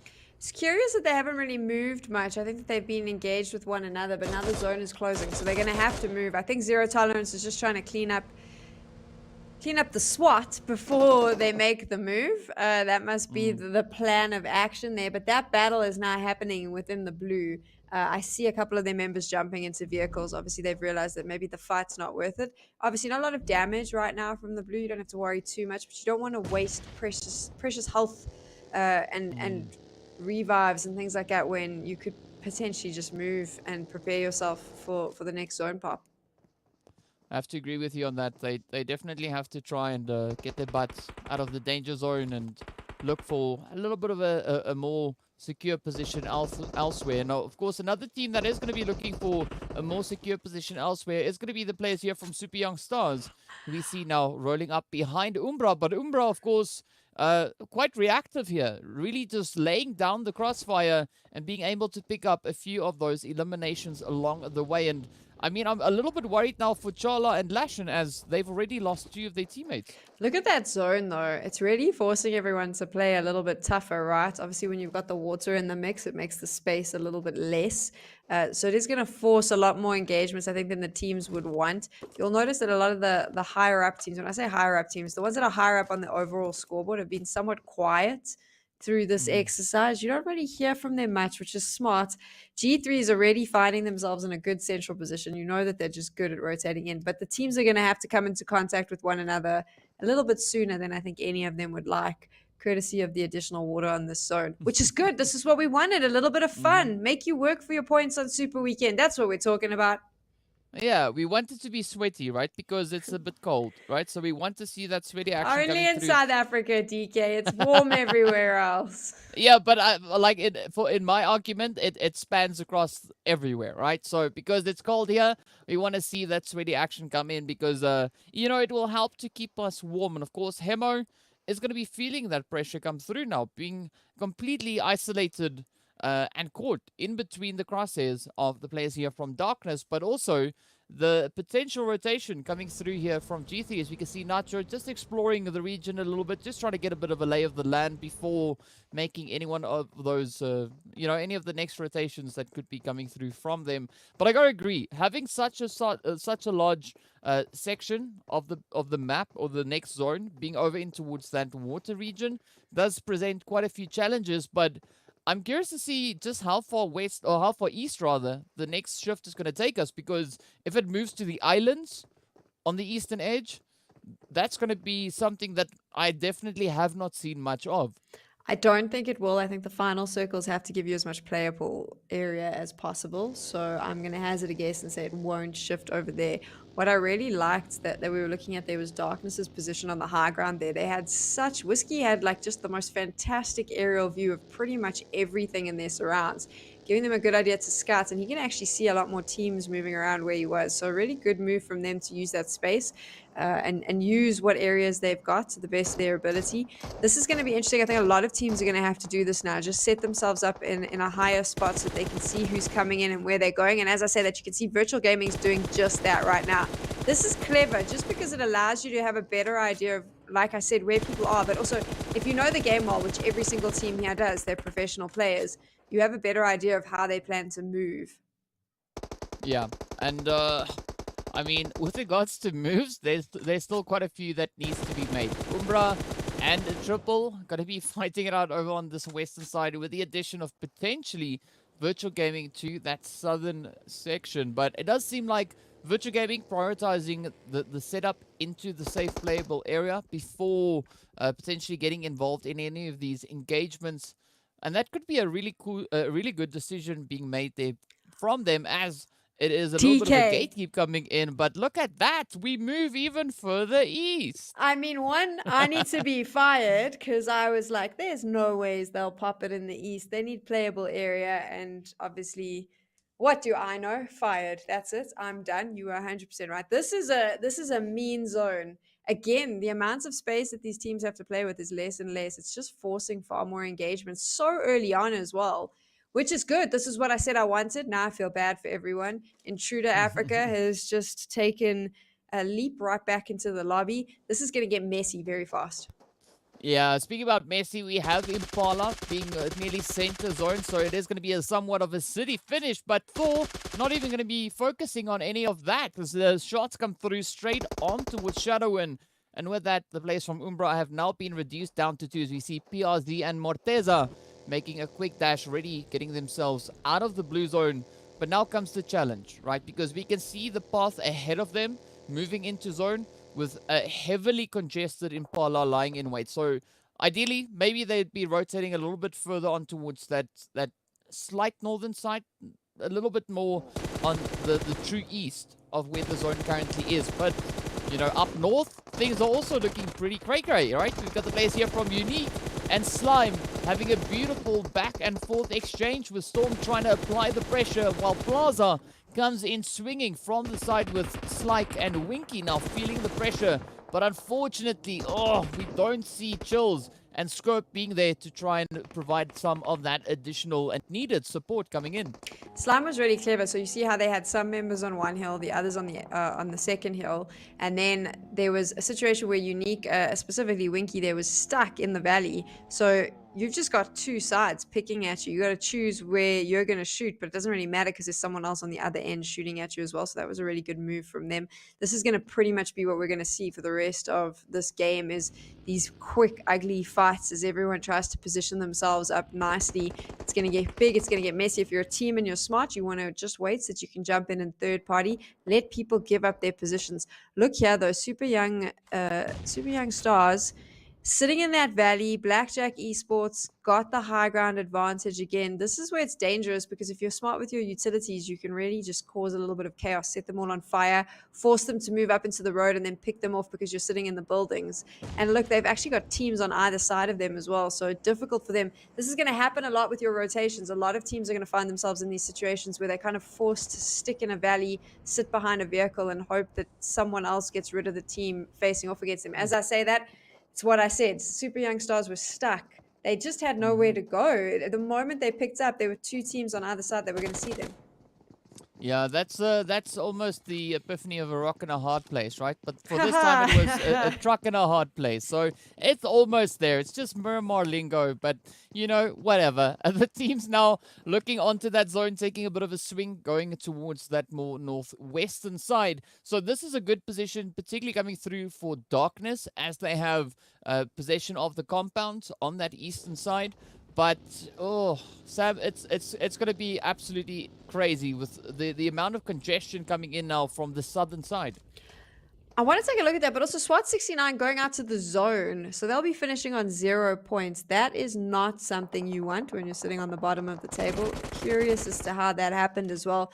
Lots of congestion in the south. You're 100% right. I think there'll be a little bit of drama in the north as well at some point, but the battles are going to be here as all of these teams try to get themselves in. Look at that, Umbra gone as well. If you're set up nicely, if you're a G3 on the edge there, you can see them. They've got themselves in a position where they can just stop picking off teams trying to rotate in. Yeah, it is going to be down to what the positioning will allow coming through for the teams. Of course, Virtual now finding themselves in quite the predicament here. They've got 1 million pushing in from the one side. They've got Blackjack applying pressure from the other, and not a lot of options for them to go. They have to either rotate towards Blackjack or rotate towards Virtual. There's not going to be, or I mean rather 1 million, there's not going to be many other options really for them, as, you know, they've got that blue zone also hot on their heels. But Reverb, however, is going to be looking to just come in swinging there, finding a few hits in the direction of Virtual. But, oh, it is looking quite devastating now, as Virtual is taking several hits from both 1 million and Blackjack. Again, like I said, look where they're stuck in the valley, so you can use your utilities really well here if you've got a little bit of a high ground advantage. Blackjack is sitting in the valley, but they've been able to peek them out a little bit. I think that they did a far better job at spotting, and that makes it really difficult for Virtual, because now the only way out is to face off against them. So using the vehicles as coverage, but it's not really enough. I'm curious to see how this plays out, though, because G3 will probably have eyes on that battle and see what's going down as well. Yeah, they could definitely do exactly that. Of course, Unique now having to pack their bags as they too make their way back into the lobby. So the Northern fights still looking a little bit on the challenging side, as we see Lusail, Slime going at it once again. Not only do they fight on Erangel, but they also fight on Miramar. But now, Watson getting caught down in that ball. Aimer looking to push a little bit further forward. Could just come in with a little bit of that, how you doing? But now, it's down to those riches, those nades getting cooked up. Off they go. Oh, is that one going to work? Watson feeling a few of those stings. Just tickling away. But Boyka with a good off-angle position. Oh, but that one does it as Watson falls right on down. And now Boyka wanted. Both of them have to make a decision here. Are they going to try and stick around and kind of conclude this engagement with Slime? Or will they start to prioritize their positioning? As we know, the next zone about to pop on through Wanted, at least for the time being, is going to be trying to pick up those hits. As we can see, Zeus now being forced behind the vehicle, but up comes Cryptics rolling in right behind them. So it is going to be a super uncomfortable position for both Slime and Lusail, as they now have to deal with Cryptics as well. The zone that's just popped is of no benefit to every single team is now in a situation where they're going to have to move in, which is going to make this really tough, because you're all moving at the same time. You're all going to see each other, and we're going to have these standoffs. Look at all of these teams that you see there on that bigger look there. They're all sort of using the valleys and the rocks to hide themselves, but in order to move, they're all going to have to get out of there.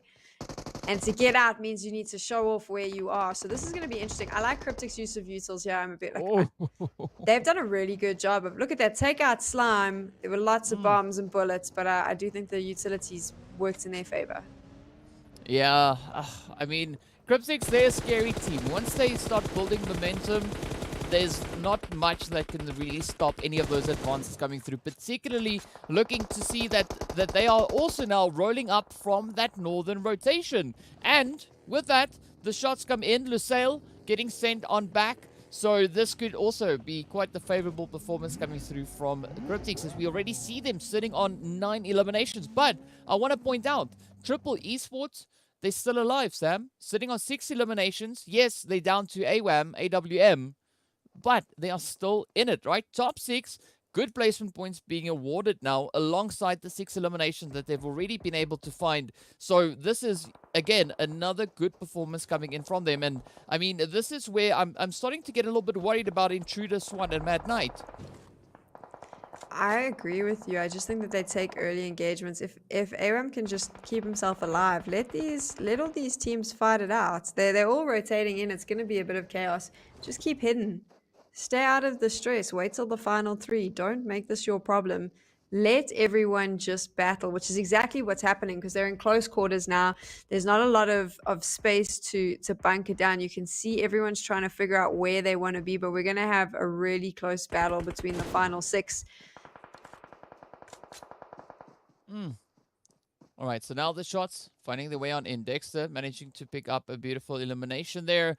Blackjack making their way back in towards the lobby, as we can see the rest of the squad there from 1 million now rotating up potentially towards where either Dexter is or going for a bit of a play up in towards the north. So a 3-1 split now being brought in here by the side of 1 million. Darkness, of course, now going to be hugging that mountain, as it does allow them quite a bit of a vantage point from there, but they got to be careful, because once this next zone pops, I hope for their part that they've got a way to kind of disengage from that position. But fortunately, it's not going to be too much of a drastic push. It is, however, going to be Cryptics and 1 million having to now make their way down in towards that zone once again. And we also just saw Triple Esports getting sent back into lobby.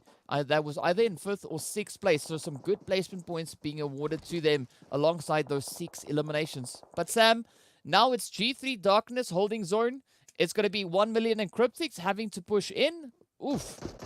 This is Darkness's game to lose. They've got the high ground advantage. They've got the best view of everyone. This is my favorite place to play on Miramar.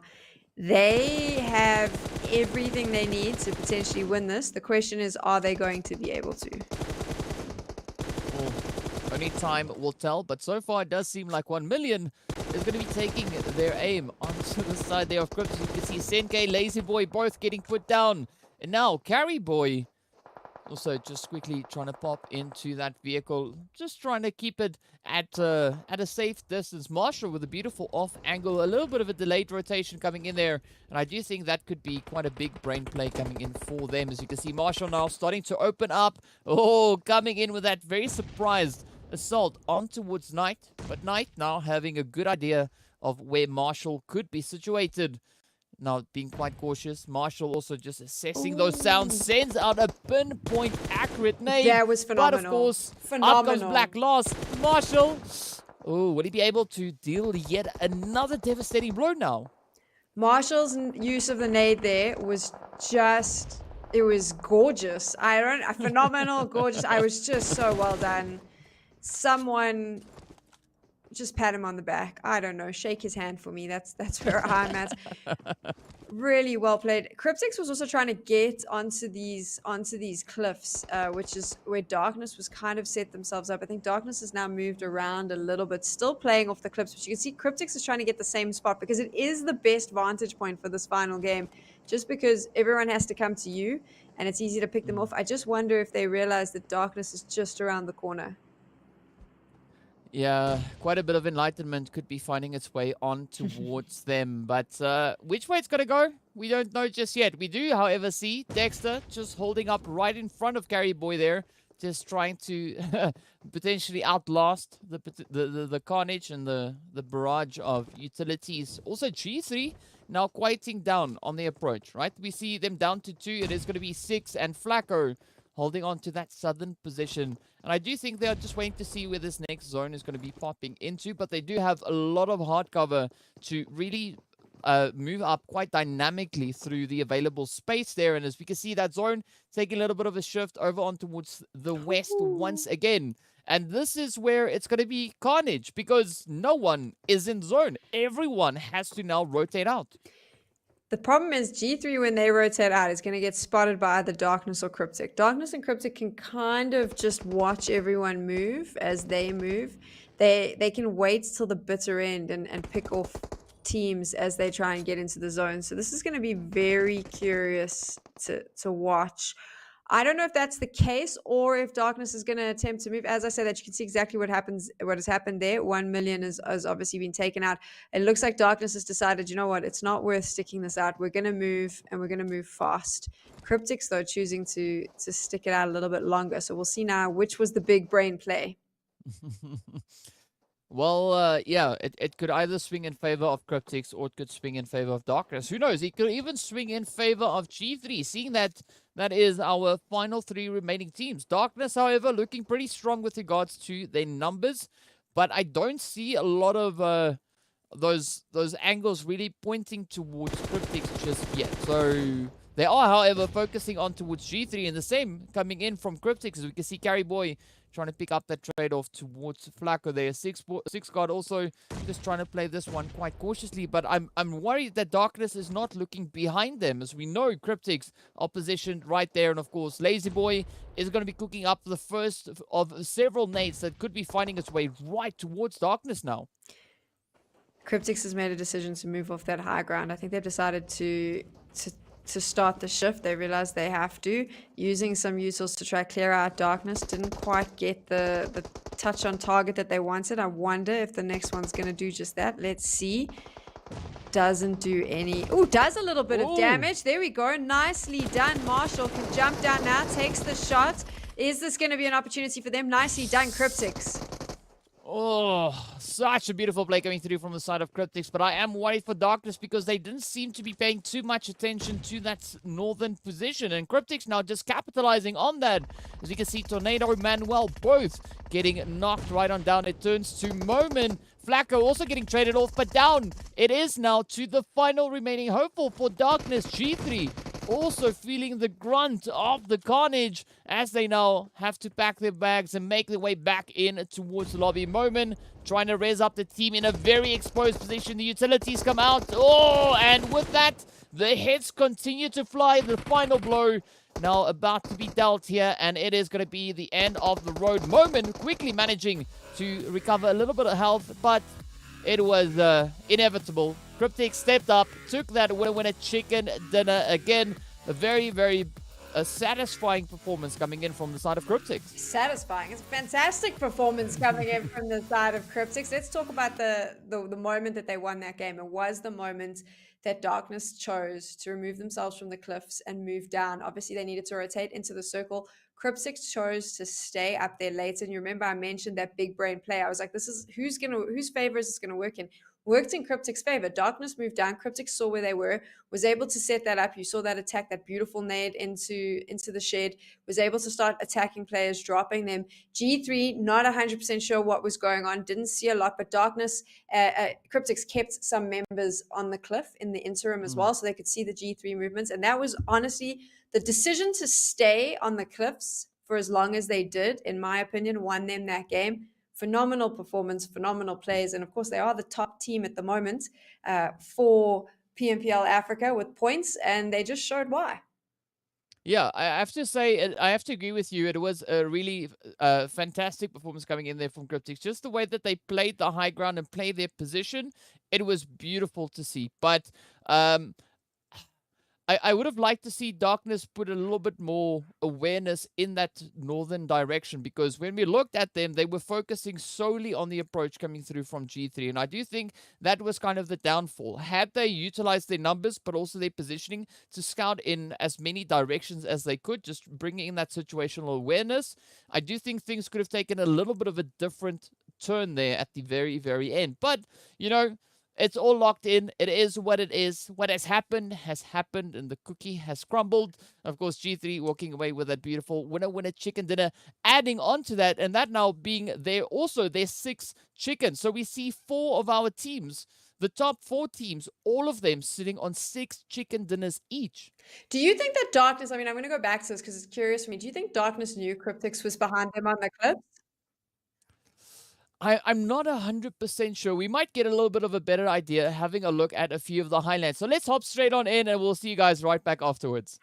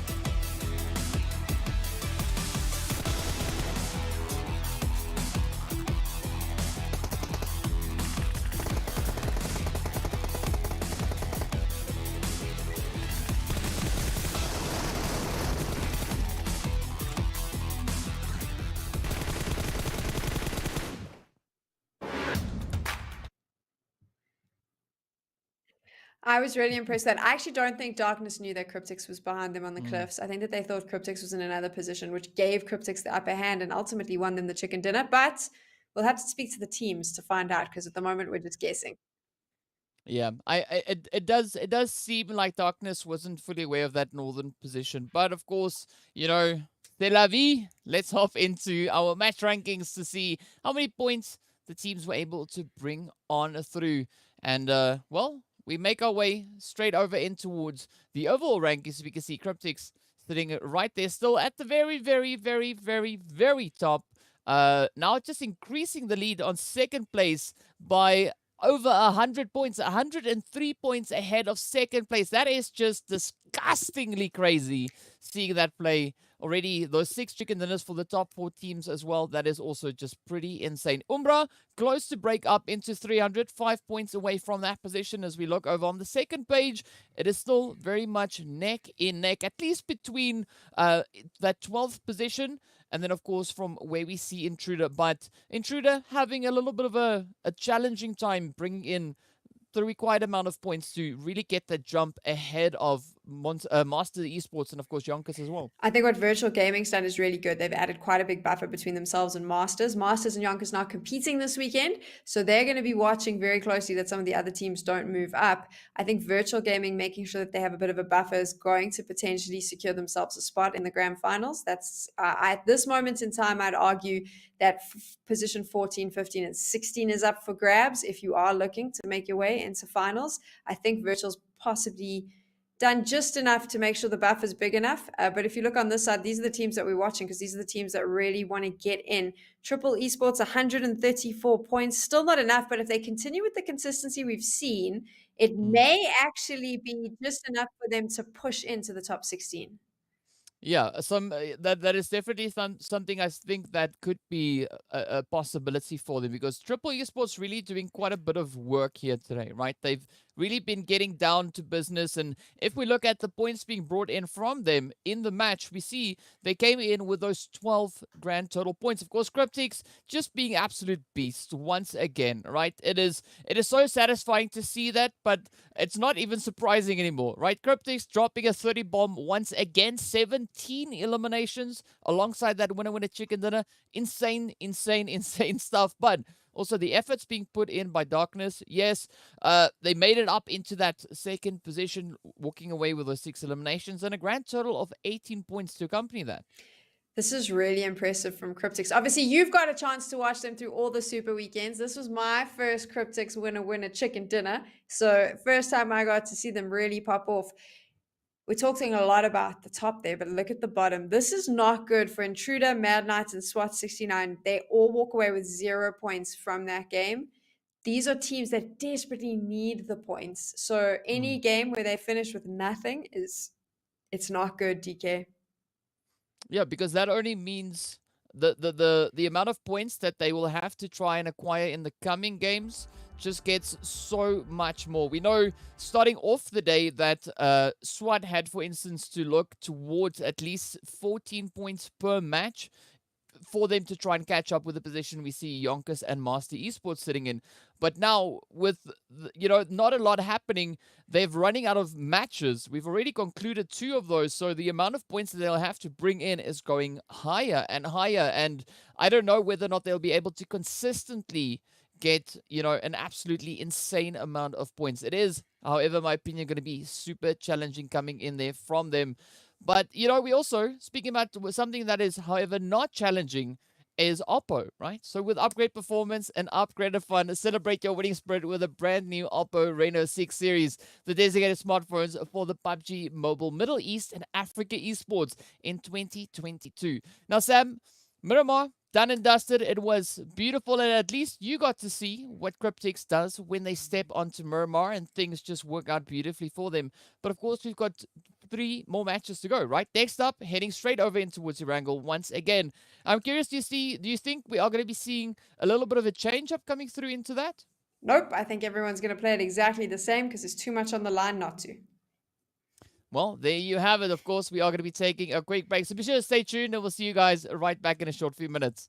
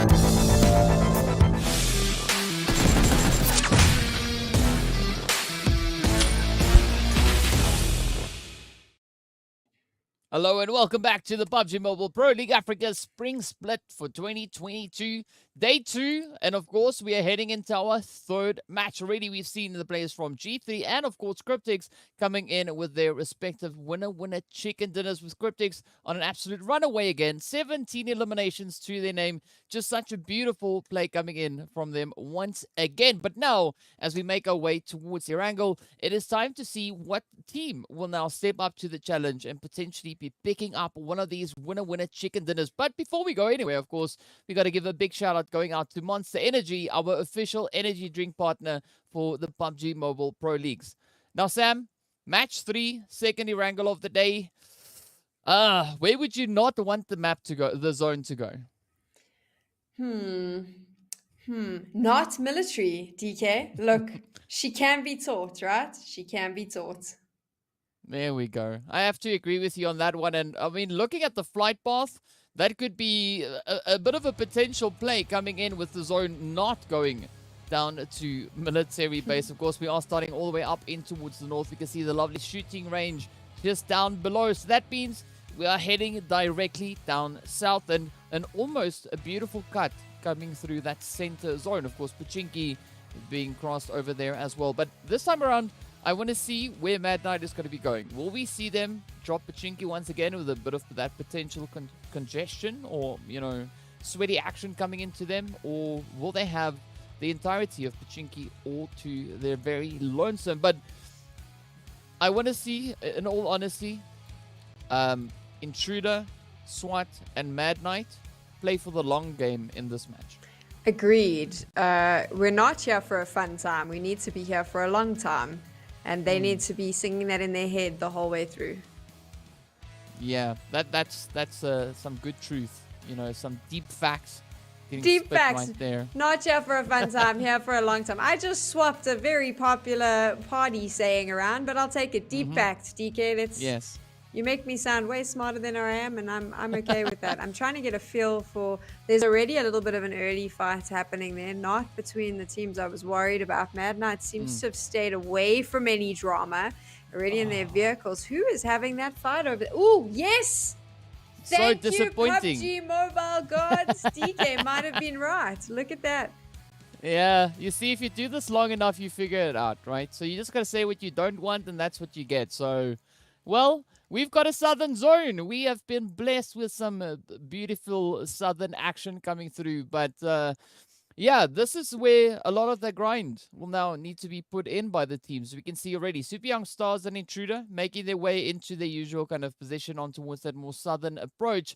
And across the board, it does seem like the teams have gone to the kind of usual locations, right? Even Blackjack all the way up in towards Zaki. Nothing out of the ordinary. Cryptics, of course, South George.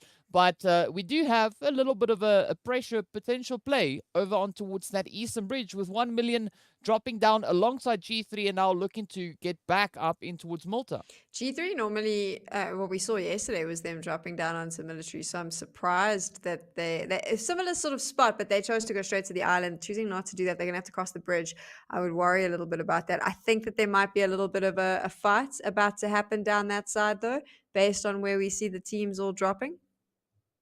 Well, there definitely could be. But speaking about fighting, right, we'd like to see more teams fighting things out. Of course, as we can see on screen, the 2022 PMCO spring registration is open and it closes on the 13th of April. So be sure to get your squad.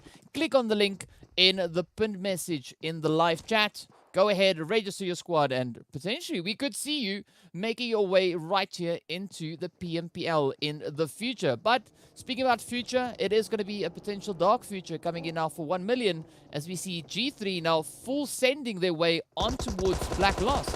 This is exactly the fight that I said we were going to see. Just before I mentioned there was going to be an altercation. This is the one that we were seeing. G3 is very aggressive, so you don't really want to fight them in the early game. And I think that 1 million is about to head on way back to the lobby once the fire dies down. I think G3 will just get upstairs and finish them off.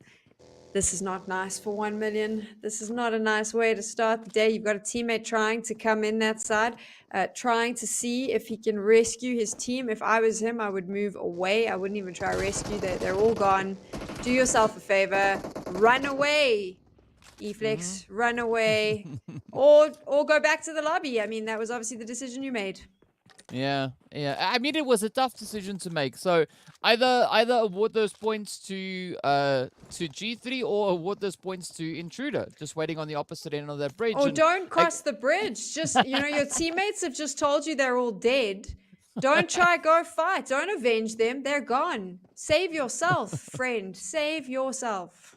Well, at least it's not devastating for 1 million. We know they are currently situated up in towards 8th place with 274 points. So, I mean, it's not the end of the world for them, right? But we are now looking on our teams that are still looking to secure their position up in towards top 16 to play a much more strategic approach. We can see at the top of the screen, Virtual sitting on 195. We've got Intruder sitting on 142.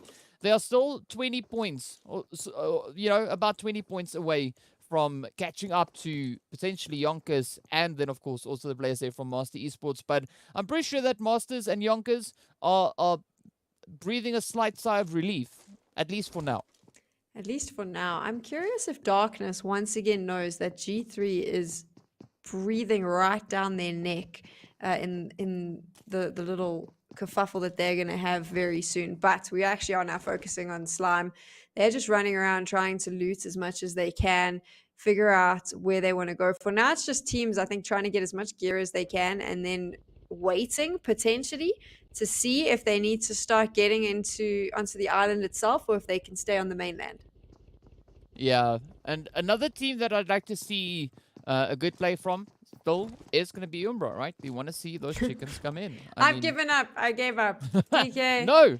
I am consistently asking without fail every day, please Umbra chicken. Chicken, please. I've got another word. Let's just make these like Tickle's words of wisdom. So the other one was stay for a long time, not a fun time. This one is no expectations, no disappointments. So sorry, Umbra, no more expectations from me. You can't disappoint me if I don't expect it. And if you get it, then I'll be really excited. So everyone wins, in my opinion. Maybe we should try that reverse psychology, right? Because we just pulled it off with the zone. Exactly, right? That's what I'm doing now. It's my new game plan. Yeah. Okay, so Umbra, you know the strategy that we are trying here. We mean this with the best of intentions. Don't defend it. Don't defend it. No expectations. No disappointments. Just give us some PUBGing. That's all we want. There we go. PUBGing. Let's PUBG.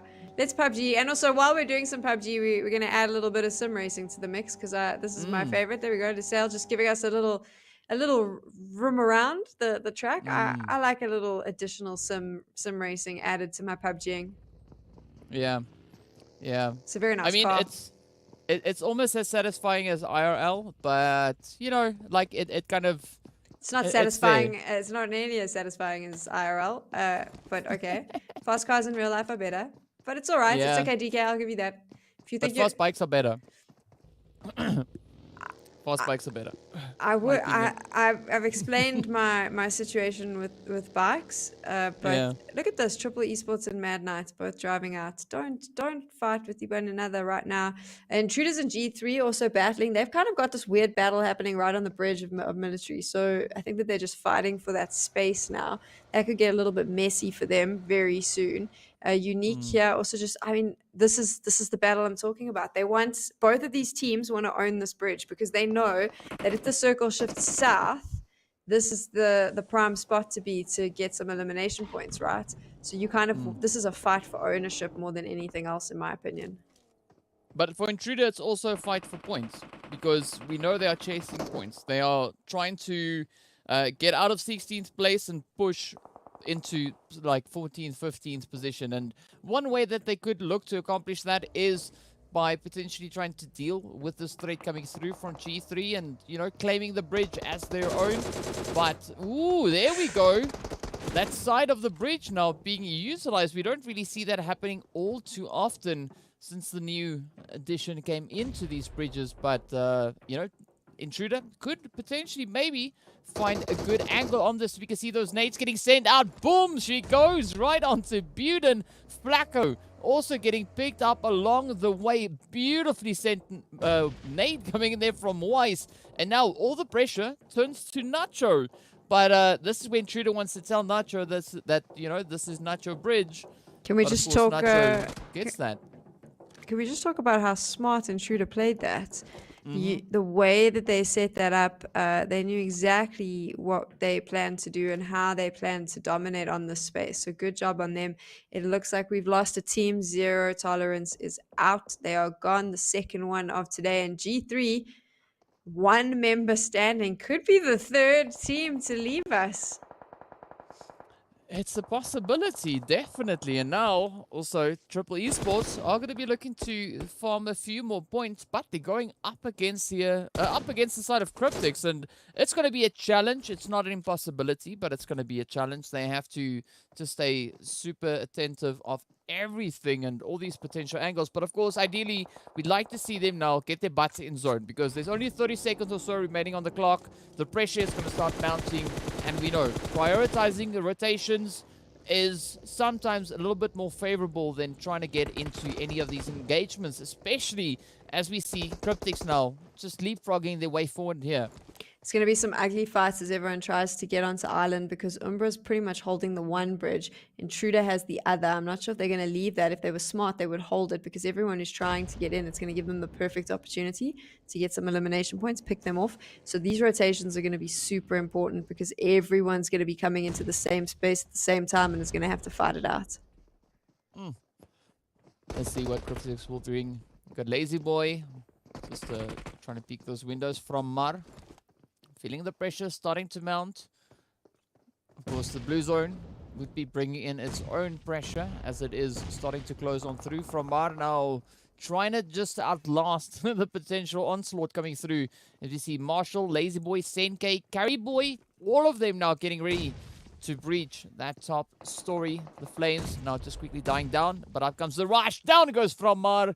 Senke with an absolutely beautiful nade getting sent in. And now it turns to the rest of the team, right? It's up to Thor and Master. But I'm liking what I'm seeing. They are now instead choosing to rotate away instead of trying to stick around and taking the fight with Cryptics. They need to disengage, because they need placement points more than they need elimination points right now. And to get placement points, you have to survive a little bit longer. So smart move from them just to say, you know what, boys, you proved you proved that that's your space. You can have it. We're out. Now, of course, the fighting continues up north as well. Virtual Gaming, Slime, fighting for controlling position up in towards Malta, as the current position of zone does allow them to stay here for a little while longer. But that could all be changing once this next zone pops up once again. We do see a few teams now looking to move in towards that military base position as well. The rest of the lobby pretty much committing to that southern island. But it is now the moment we wait to see what is going to be unfolding between the players here from Virtual and Slime. As we do have one shot now looking to move in a little bit closer. While Storm still just playing the kind of outside position here. That zone getting ready to pop. Where will it go? We don't know. But Cryptics could be running right up in towards Umbra as the zone now takes a shift on towards that Sosnovka military base. It's what I wanted. It's what I got. I'm happy. I have nothing to add. This is perfect PUBG Mobile for me. Chaos is about to ensue. I cannot wait. Well, we won't have to wait too long, as the players here from Intruder now just keeping a very watchful eye on the potential advances coming through from Blackjack. As we can see, it is going to be MG and Lelouch holding up right here on the edge of zone. Meanwhile, Umbra and Cryptics are going to be fighting for control of the bridge. They've got about 20 seconds or so left on the clock before that blue zone starts moving up once again. And that will not make the situation any easier. Of course, Cryptics now being forced into the vehicles, just trying to play a little bit of that hard cover. Senke quite cautious with the approaches there. Marshall also just trying to play these angles, but wasted. Actually now getting spotted. Senke, Marshall, Lazy Boy, slow but steady approach as they try and push their way further into zone. This will be interesting. I think that they both, Cryptics and Umbra, both know that the other person, the other team is there. It's who's going to make the first move. As I say, that G3 is out. Third team to leave us today. That's a surprise after their chicken dinner and their third place earlier on in the day. They won't be happy with that. Umbra's now going to try and take their shots. Shadow knows that they're there, wants to see if he can get at least one of the members down. Oh, very, very challenging position. That blue zone not doing them any justice, as we can see. The players now from Mad Knight also coming in with a very delayed rotation. I mean, we can see what is up ahead, right? But I'm not quite sure which way or what approach they are going to be trying to take, as we do see Beast now getting sent back. It is up to the rest of the squad to try and find a way to get across. Ideally, maybe a rotation towards that eastern side would not be too outlandish. But this is a rather brave approach. We can see Morteza up on the bridge, cooking up the nades, looking for that angle on towards Marshall. As Senge is about to fall. Marshall's health also not looking too great. Beautiful bounce coming through there as Morteza dials that second nade in, getting the confirmation as well. And with that, Cryptics now making the way back in towards the lobby. But it's still going to be quite the worrying position coming through for the players of Mad Knight.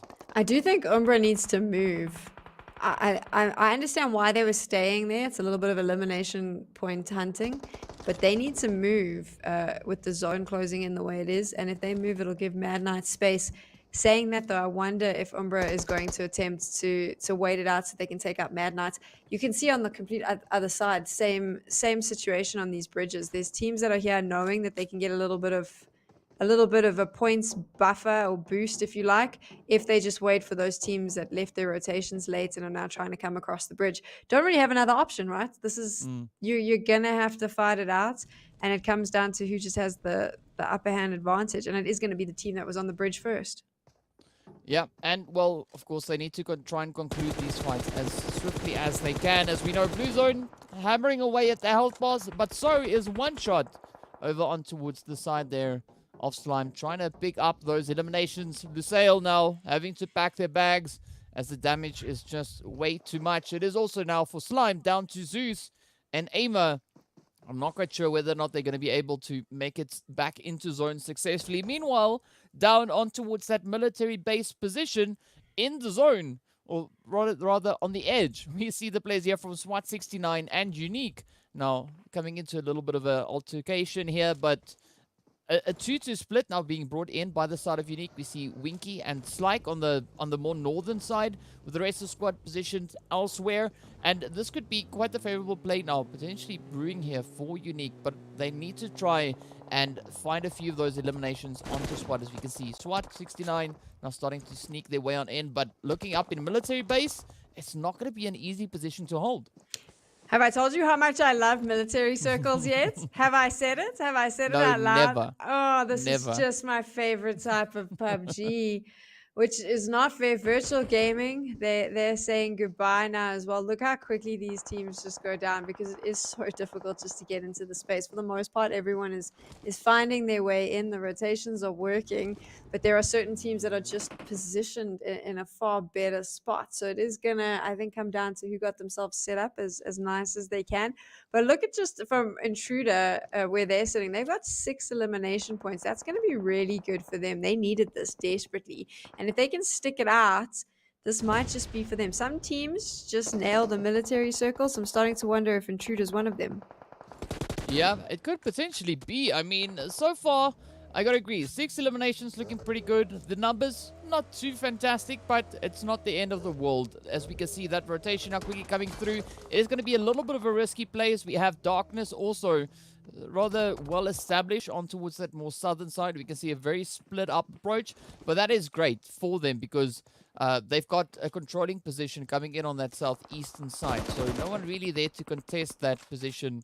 And Whiskey now trying to apply a bit of pressure onto Weiss and Rauf here, with Manuel also just there for some of that moral support. But it is going to be a tricky play now for Intruder. We see Blue Zone closing on in. They don't have many options with regards to that positioning. So they have to try and find a way, but they got to be careful because Blackjack also just waiting in the wings. So a lot of challenging rotations now being forced onto the teams. And of course, Intruder now opting for the ball. And again, not the worst decision, but now they're going to have to be at their wits, because we can see Lelouch also looking to just sneak up from that western side. This is going to be a really interesting final battle between all of these teams, and I think that it's going to be pretty open. For the most part, they're all in decent enough positions that they could claim this one themselves. So I'm curious to see how this plays out. It's going to come down to a smart strategy and making sure that you are communicating as best as you possibly can with your teammates. Well, one bit of communication that is going to be a little bit more alleviated with regards to pressure could potentially be where we see Blackjack and of course Unique, both of them being slightly favored by the current position of that zone. But it's also now going to come down to what the rest of these rotations will bring on through. Intruder now looking to stick it to the side of Darkness, as Darkness wants to make their push coming into zone. We also see Kingerman there from Mad Knight, positioned all the way on that far southern side, playing a very cautious game for the time being. But now, Darkness looking to rush on forward. Will they get the jump on Intruder, as they do have the numbers advantage? But will those positions work out? Raouf now comes lasering through on towards Tornado. 1 down, 3 more to go. Momin and Manuel, the next 2 potential contenders. Weiss also getting traded off as Whiskey rolls on in. Oh, but will this now be the play for Raouf? A 1v3 push. It's all going to come down to prioritizing and positioning. Raouf's health bar also not looking too fantastic. Whiskey could be quite a bit of a threat coming in from that northern side, and with that it is the confirmation as Raouf gets traded off, and down they go. Intruder making their way back into the lobby, at least walking away with 7 points on the board, so still a good effort being brought in. But now Darkness are going to be facing a little bit of a challenge, because Blackjack just lying in wait, looking to see which way around they are looking to push into the zone. The problem with this zone is that it's going to be a very open playing field towards the end of this. So a lot of these teams are going to have to play out in the open. I wonder if the safer bet is to stick to the edge as much as you possibly can. Blackjacks is just annihilating Darkness right now, though, as I say that. Some great shooting coming through here. And of course, it is now down to Momin. Looking to find a quick escape.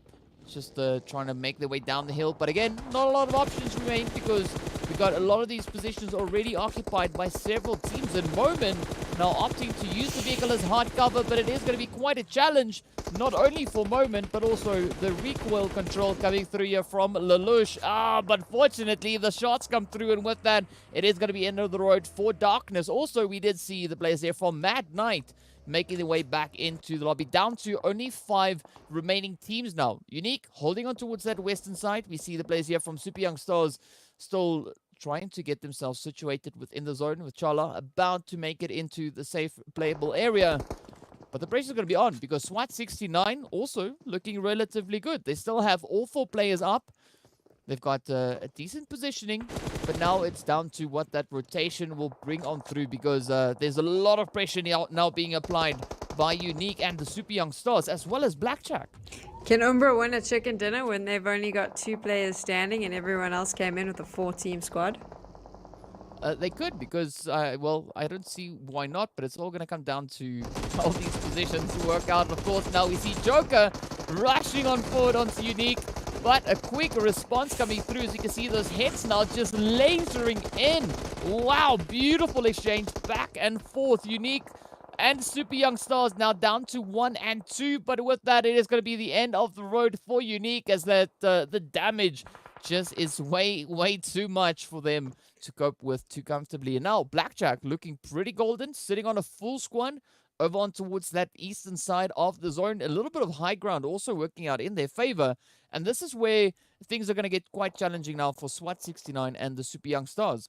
I'm surprised that Blackjacks didn't jump in there and get into that third party that fight. They were so close by. They must have heard the bullet shots. They must have known it was going on. I would have gone in there just to take them out. Okay, so Blackjacks is actually going to choose to just stick out where they are. I suppose it is, like you said, it's a high ground advantage, so maybe that was why the decision was not to get into the fight and potentially damage themselves or lose their position. This is a very interesting final battle. I'm curious if Umbra sticks it out, keeps their 2 players alive, and just stays out of any drama. I think that they may be able to do some serious damage. They've just got to let everyone else fight it out in the interim. Yeah, I think that is going to be the main thing for them. Of course, now we see we are down to 3 as SWAT also now makes their way back in towards the lobby. The shots there from MG just really making it so challenging for SWAT to have a good consistent play coming into this last few zones. And now Morteza, kind of breaking the veil of secrecy there, trying to get the shots up in towards the players there from the Super Young Stars. But this is now the great opportunity for Lelouch to come in and just make it difficult for Wasted to stay hidden behind that vehicle. But up comes Super Young Stars as well with a little bit of an advance. Chala taking several hits. Down goes Cronboy. Come on. Oh, Blackjack. This could be a beautiful play. Lashin super low on the health bar. Could this be a steal coming through from Umbra? Morteza cooking up the nade. Looking to send it out. Will it reach all the way across? Oh, it's going to be close. Will this be the one? Oh, Lashin just now trying to find a good position. Oh, runs up into the nades. Will this be the call? Oh, the hits continuing to fly through. Morteza not being able to find that last blow. But that is a nice saving grace now coming through there for Lashin as they get a quick opportunity to reset. The shots continue to fly in now as Blackjack also moves in to this hot and heated situation. Umbra down to Morteza. And this is going to be an absolutely essential play coming through for Morteza. Blackjack, of course, also now down to 3. But up comes Reverb. Oh, nice play, Morteza. Oh! Hearing the noises, but does get traded off, and back they go. It is going to be Lashin from Super Young Stars up against Lelouch and Zane to fight it out for the winner chicken dinner. Morteza played that incredibly well. It was just unfortunate, stuck right between those two teams, but the damage that he was able to do. And I actually thought he might be able to take that one. Unfortunately, Blackjack Esports knew where he was. They had more members. They could pick him off after he did that damage, but really good play from Team Umbra. Unfortunately, no chicken dinner for them. Yeah, at least not in the third game. So they still hope. No expectations, no expectations, no disappointments. Yes. What am I saying? Stick to the script. Here we go. Lashin coming under fire. Ooh, Lashin just popping off there. But now it is going to be a 1v1 fight to the finish. Up comes Lelouch, finds the angles, and with that locks in the winner chicken dinner. Blackjack picking up their second chicken dinner in the Super Weekend, finishing off on 12 eliminations. Absolutely beautiful run coming through there from them. Well-deserved chicken, and that's what we want to see. More teams stepping up to the plate. Impressive performance from them. I think they set themselves up really nicely. I do think that high ground advantage that they had at the start there when the final sort of zone popped, if you like, when everyone was rotating in, they kept that high ground advantage, made sure they stayed up there. I think I still made a call where I was like, I would move if I was them and go third party that fight. Clearly, it's a good thing they didn't listen to me because it paid off for them in the long run. They had a bird's eye view of everyone and were able to win that chicken dinner in the end.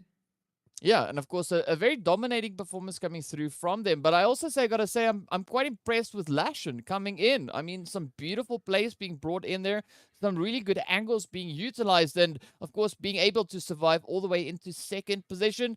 A really satisfying and, great performance coming in there from them. And I'm pretty sure Super Young Stars will also not shy away from those points, because that could mean that we see them now breaking up into the 200-point territory. But yeah, Intruder also, they brought it in, right? We did see them trying to kind of last as long as they possibly could, making it, trying to secure as many points. And only time will tell whether or not this round paid off for them and how far they are going to be able to get in the remaining games here today. I'm sure we'll get a chance to see those scoreboards a little bit later. Impressive play. Lashin was really good. I kind of wanted him to win. I was rooting for him. You always root for the underdog, right? In those situations. I thought he might have it there at the end as well. Really good play. It's also really difficult. I don't think people realize Morteza, Lashin, keeping yourself calm under pressure in those one-man firefights. That's tough, and it's the mark of a true professional who can do just that and can pop off when need be. So Lashin definitely did that. So high five to them.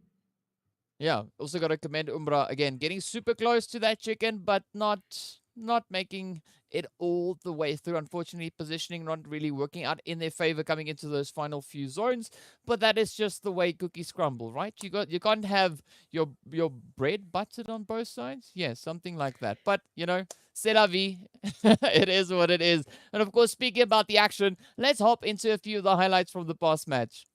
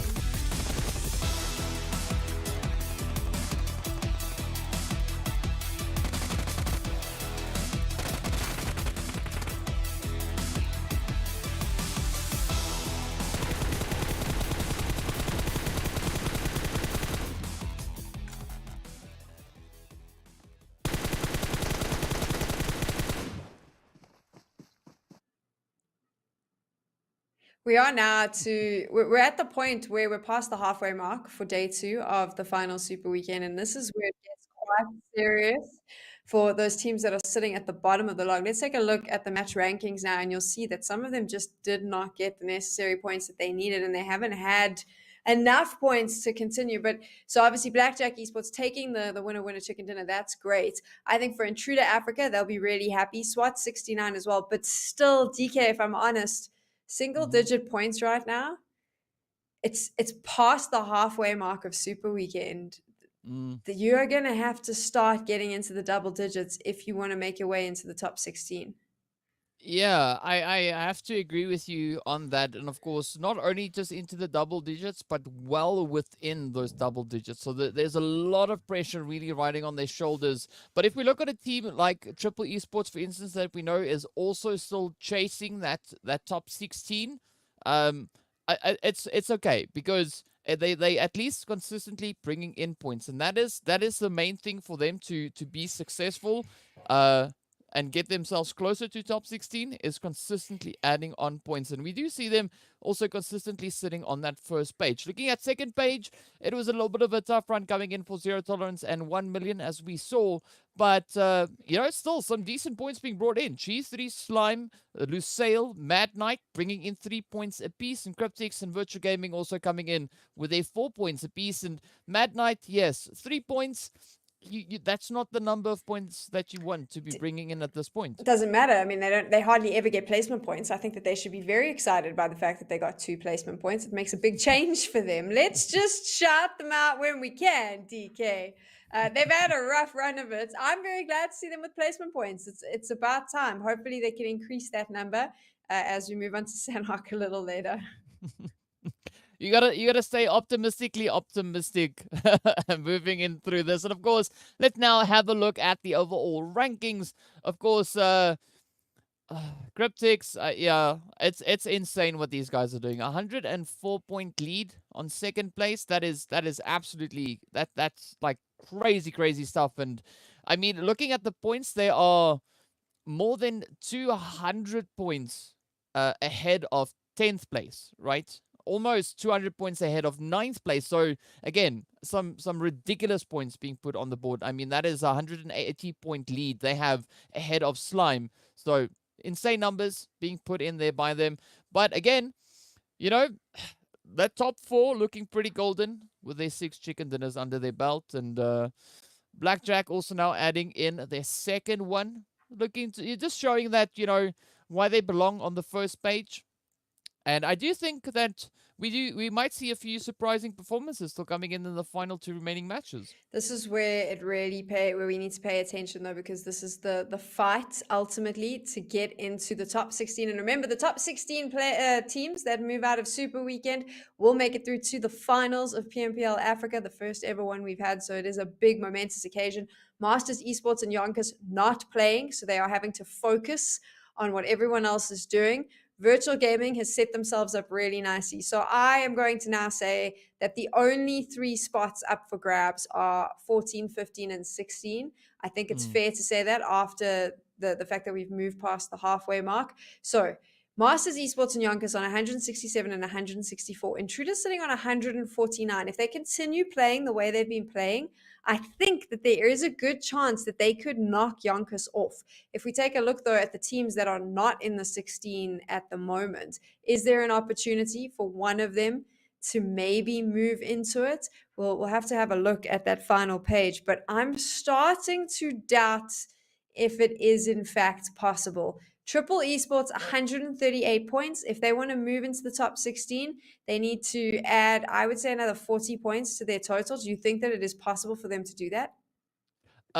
If we look at the amount of games still left to go, I do think that it is definitely a possibility for them to do exactly that, right? Because we know there's still 7 games left. 2 today and then 5 tomorrow. So if Triple Esports consistently put points on the board, we could definitely see them making their way up in towards that top 16. We know the points that they are kind of chasing is either 164 or 167. And I think that is a little bit of a saving grace for the teams trying to chase that top 16, because having Masters and YONKOUS not here does keep that goal set, right? They don't have to try and increase their performance. They have a target and they can just focus their efforts onto achieving that.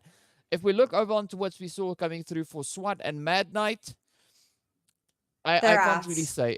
No, I'm gonna say it's really difficult. Let me say it, DK. It's not difficult. They're not going to make it. Mm. Not. I just don't think in 7 games they're going to be able to get the 160-point margin.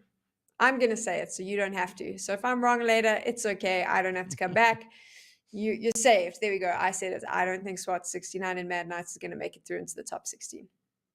It's unfortunate to see that that happening, but you know, at the end we can only take 16 teams into the final, and that would result in only the top 16 teams, you know, making their way in towards that. And I mean, that is a position that the teams have earned. They have grinded their butts off, bringing in those points super weekend after super weekend, just, you know, trying to push their positions on that leaderboard. So it is, at the end of the day, going to be worth the reward coming through for these teams. But we also want to hear what your opinion is. Let us know on social media. Please head on over to Facebook or Instagram. You can search for the PUBG Mobile Esports.Africa pages. Tell us what your thoughts are, and if you have any potential hopes for these teams coming through in what is left of our games for today. Of course, on that, we are going to be taking a quick break, so be sure to stay tuned, and we'll see you guys right back after the break.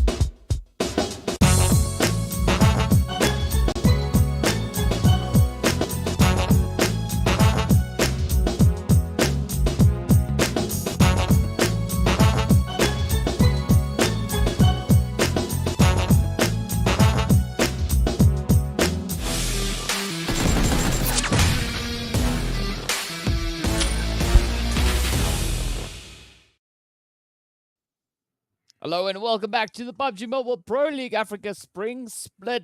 Fourth match about to make its way onto the battlefield. Third match already coming to a beautiful conclusion as we saw those winner chicken dinners making their way on in. But now it is time for us to head over into the jungle to get right down and sweaty for the teams moving into a little bit of that close quarter engagement. Now, Sam, what are you looking to see coming through in this one? And aside from a lot of PUBGing. A lot of PUBG. No, yeah, that's going to happen. Actually, you know what I really want to see today? Because we're halfway through the competition. We're halfway through the super weekend, right? It's the final super weekend.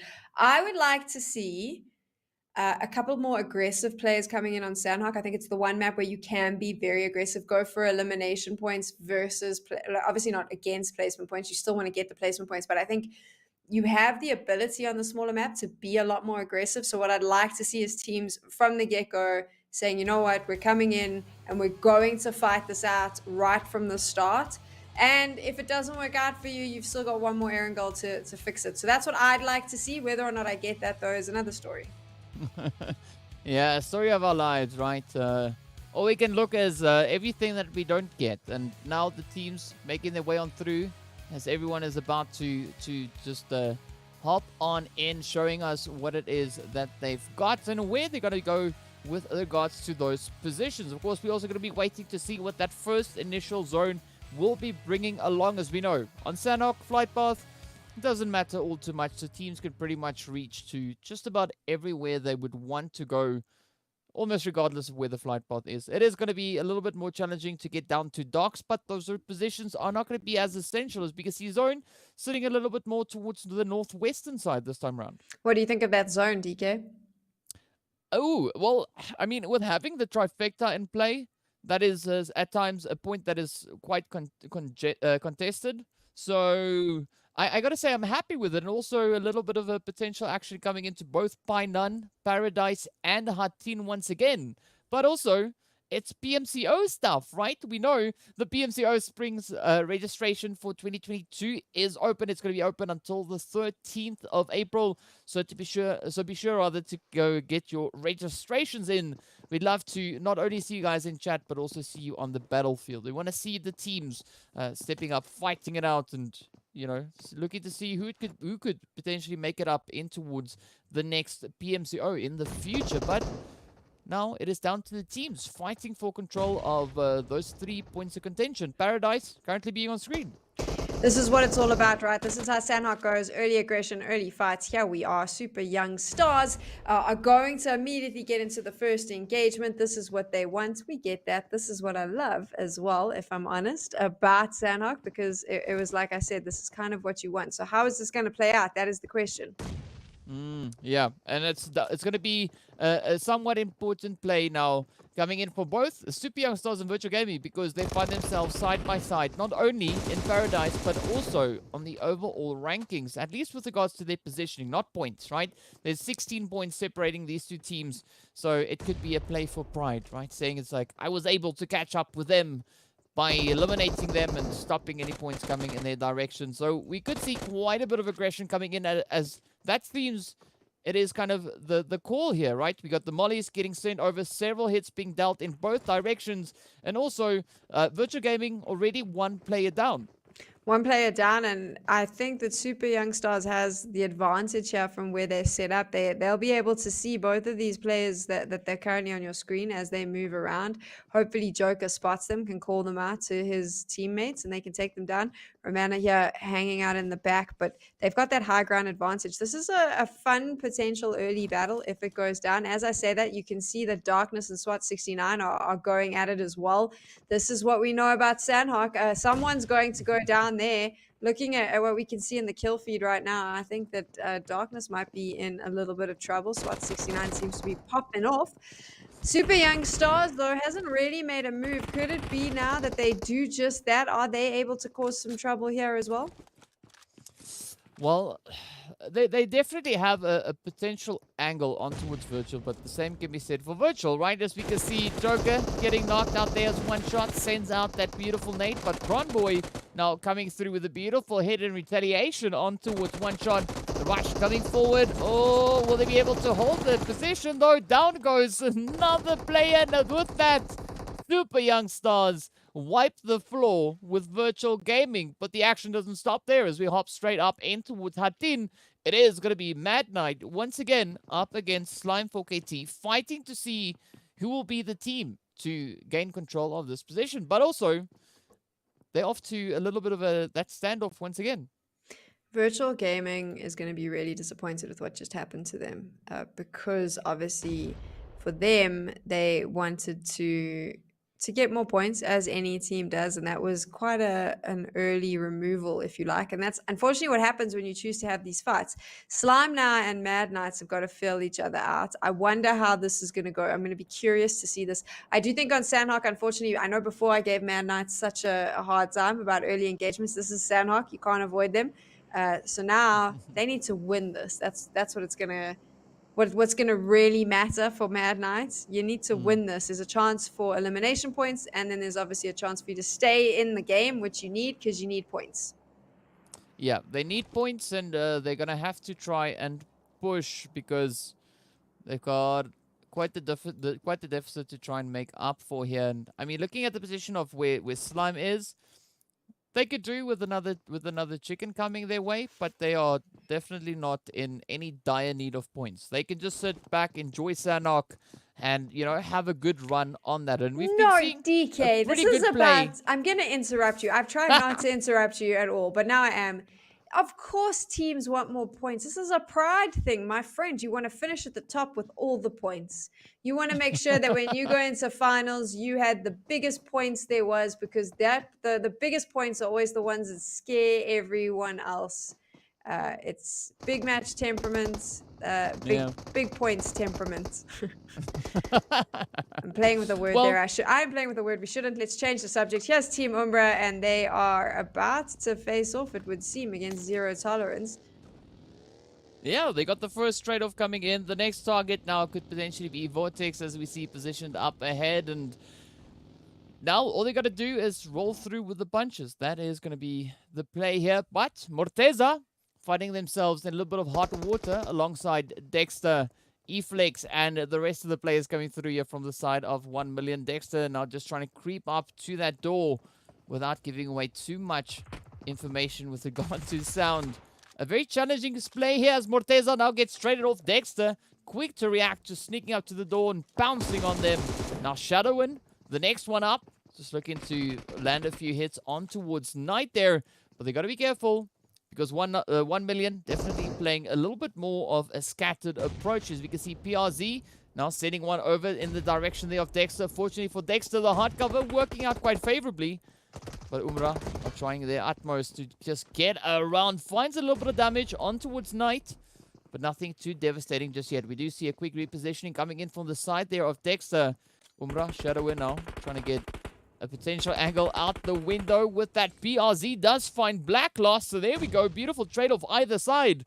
1 for 1. Now, Knight, Dexter, Eflex looking for the opening. Shadowin and the rest there of Umbra just holding their position, at least for the time being, in the compound.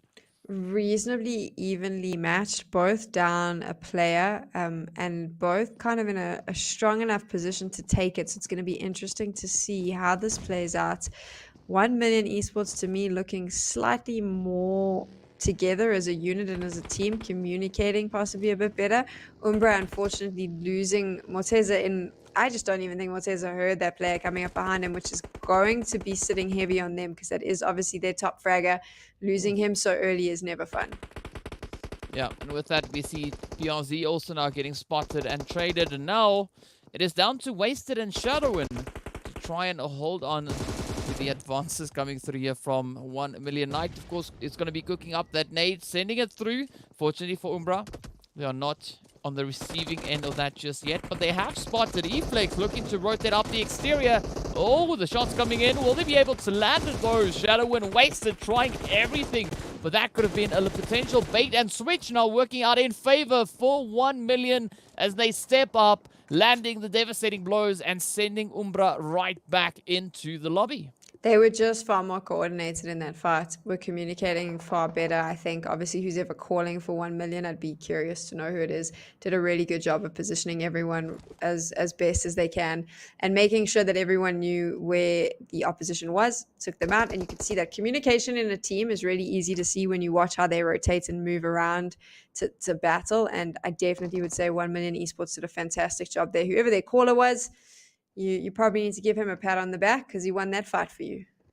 I believe it's Dexter. I think Dexter is their IGL. So, yeah, shout out going over to the side there of 1 million and Dexter for the coordination. But of course, speaking about coordination, it is still a coordinated standoff coming in between Mad Knight and Slime 4KTs up in Hatin as we are 9 minutes deep and they're still here. What are they doing? Just watching each other in this like weird, let's watch each other through the windows and smile every so often and wave. You know, if you live in an apartment and maybe you have an attractive neighbor across the way and you awkwardly stare out your window at them every so often and they stare back, but you're both too shy to say hello.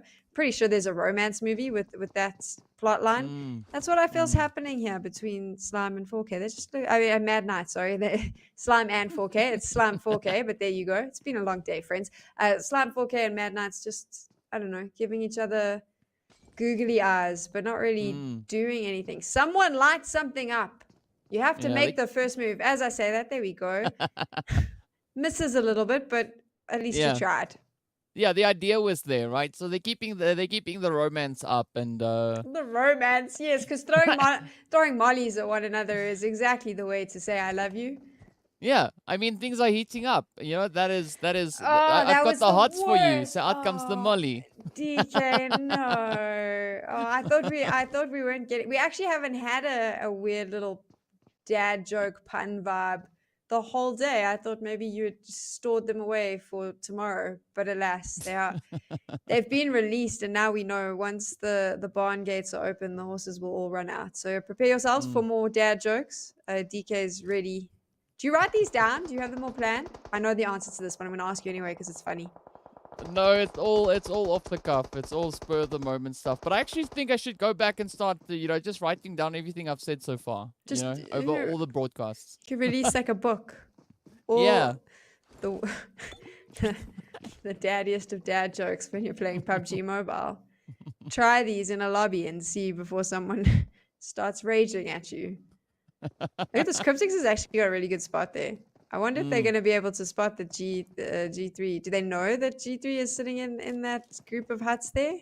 Cryptics could pop them off quite well if they tried, if they knew. I don't know if they know. Oh, maybe they do. Look at this little snaky move from Marshall. I think they know exactly where G3 is.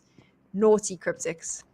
Yeah, I think the element of surprise has been kind of lifted here, as we can see Marshall just trying to sneak on in. Marshall, however, I do think has a pretty good angle coming in here, but also we do see the players there from Lusail positioned atop the hill, just raining down chaos onto the side there of Cryptics. We have Intruder also in the mix, so a lot of action still to come as the teams are all finding themselves in pretty close proximity. But that's kind of the name of the game when on Sanhok, as we look at the positions here. We got Triple, Unique still having to push in from the south. We got Blackjack rotating up from that eastern side, but the zone also now getting ready to pop off once again, and it will be moving even further on towards that western island. So this is where Slime and Mad Knight finally decide to start the fight. There we go.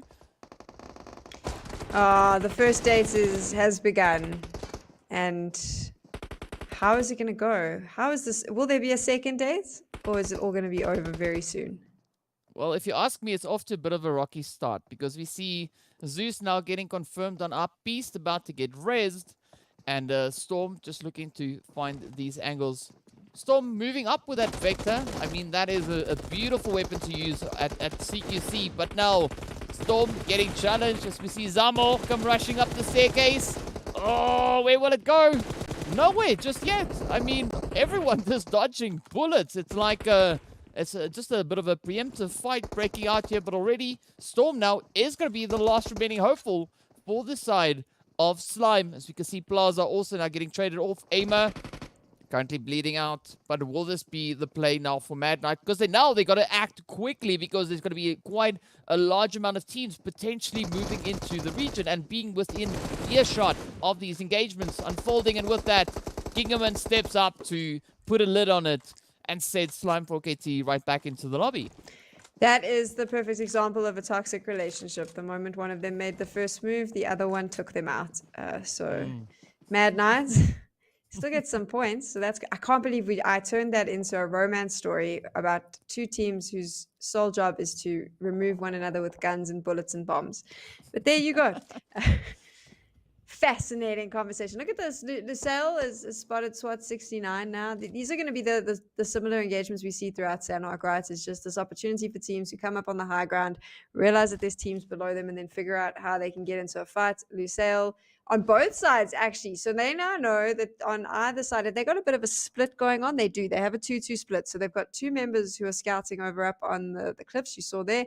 And then they've got the other two members separated from them. That's interesting. Possibly just trying to figure out where everyone is sitting and then communicate back, DK. And we see that hillside pincer play coming through potentially between Watson and who knows, wasted or what? Yeah, wanted and Watson. Wow, that's really close. But either way, if we look over onto the east, it is going to be the players here from G3 still trying to close things out, as they could potentially be looking to make their way up onto the high ground. Who knows? But they are taking aim towards the super young stars. All of that while at the same time just being below the players coming through from the side of Cryptics. So Cryptics on a very cautious overwatch, but bringing in a lot of trigger discipline. As we can see, Marshall also still just lying in the grass, has not really budged all too much. And I don't know if G3 knows that there's a snake in the grass. I don't know if they know there's a snake, but I'm pretty sure if they find the snake, they'll flush it out relatively quickly, because there's a lot of them. And look at that. That's a bit of a nasty ending. Like, look where that zone has gone. What do you think about that? Well, Triple with a good anticipation. They're coming through with their botation, but with regards for the rest of the teams, it's nasty, right? That is a really dirty shift coming through, particularly on a map like Sanhok. But now we're going to be seeing that mass migration as the teams come rushing forward. And of course, Super Young Stars just cleaning the floor there with G3. But this could now be a third-party opportunity for the players here from Cryptics to actually look to pounce. We can see Marshall quite hastily looking to retreat now, putting a little bit of distance on the opposite end, but also at the same time looking to see if they can line up any of those angles, as we do see Carry Boy also starting to encroach on this position.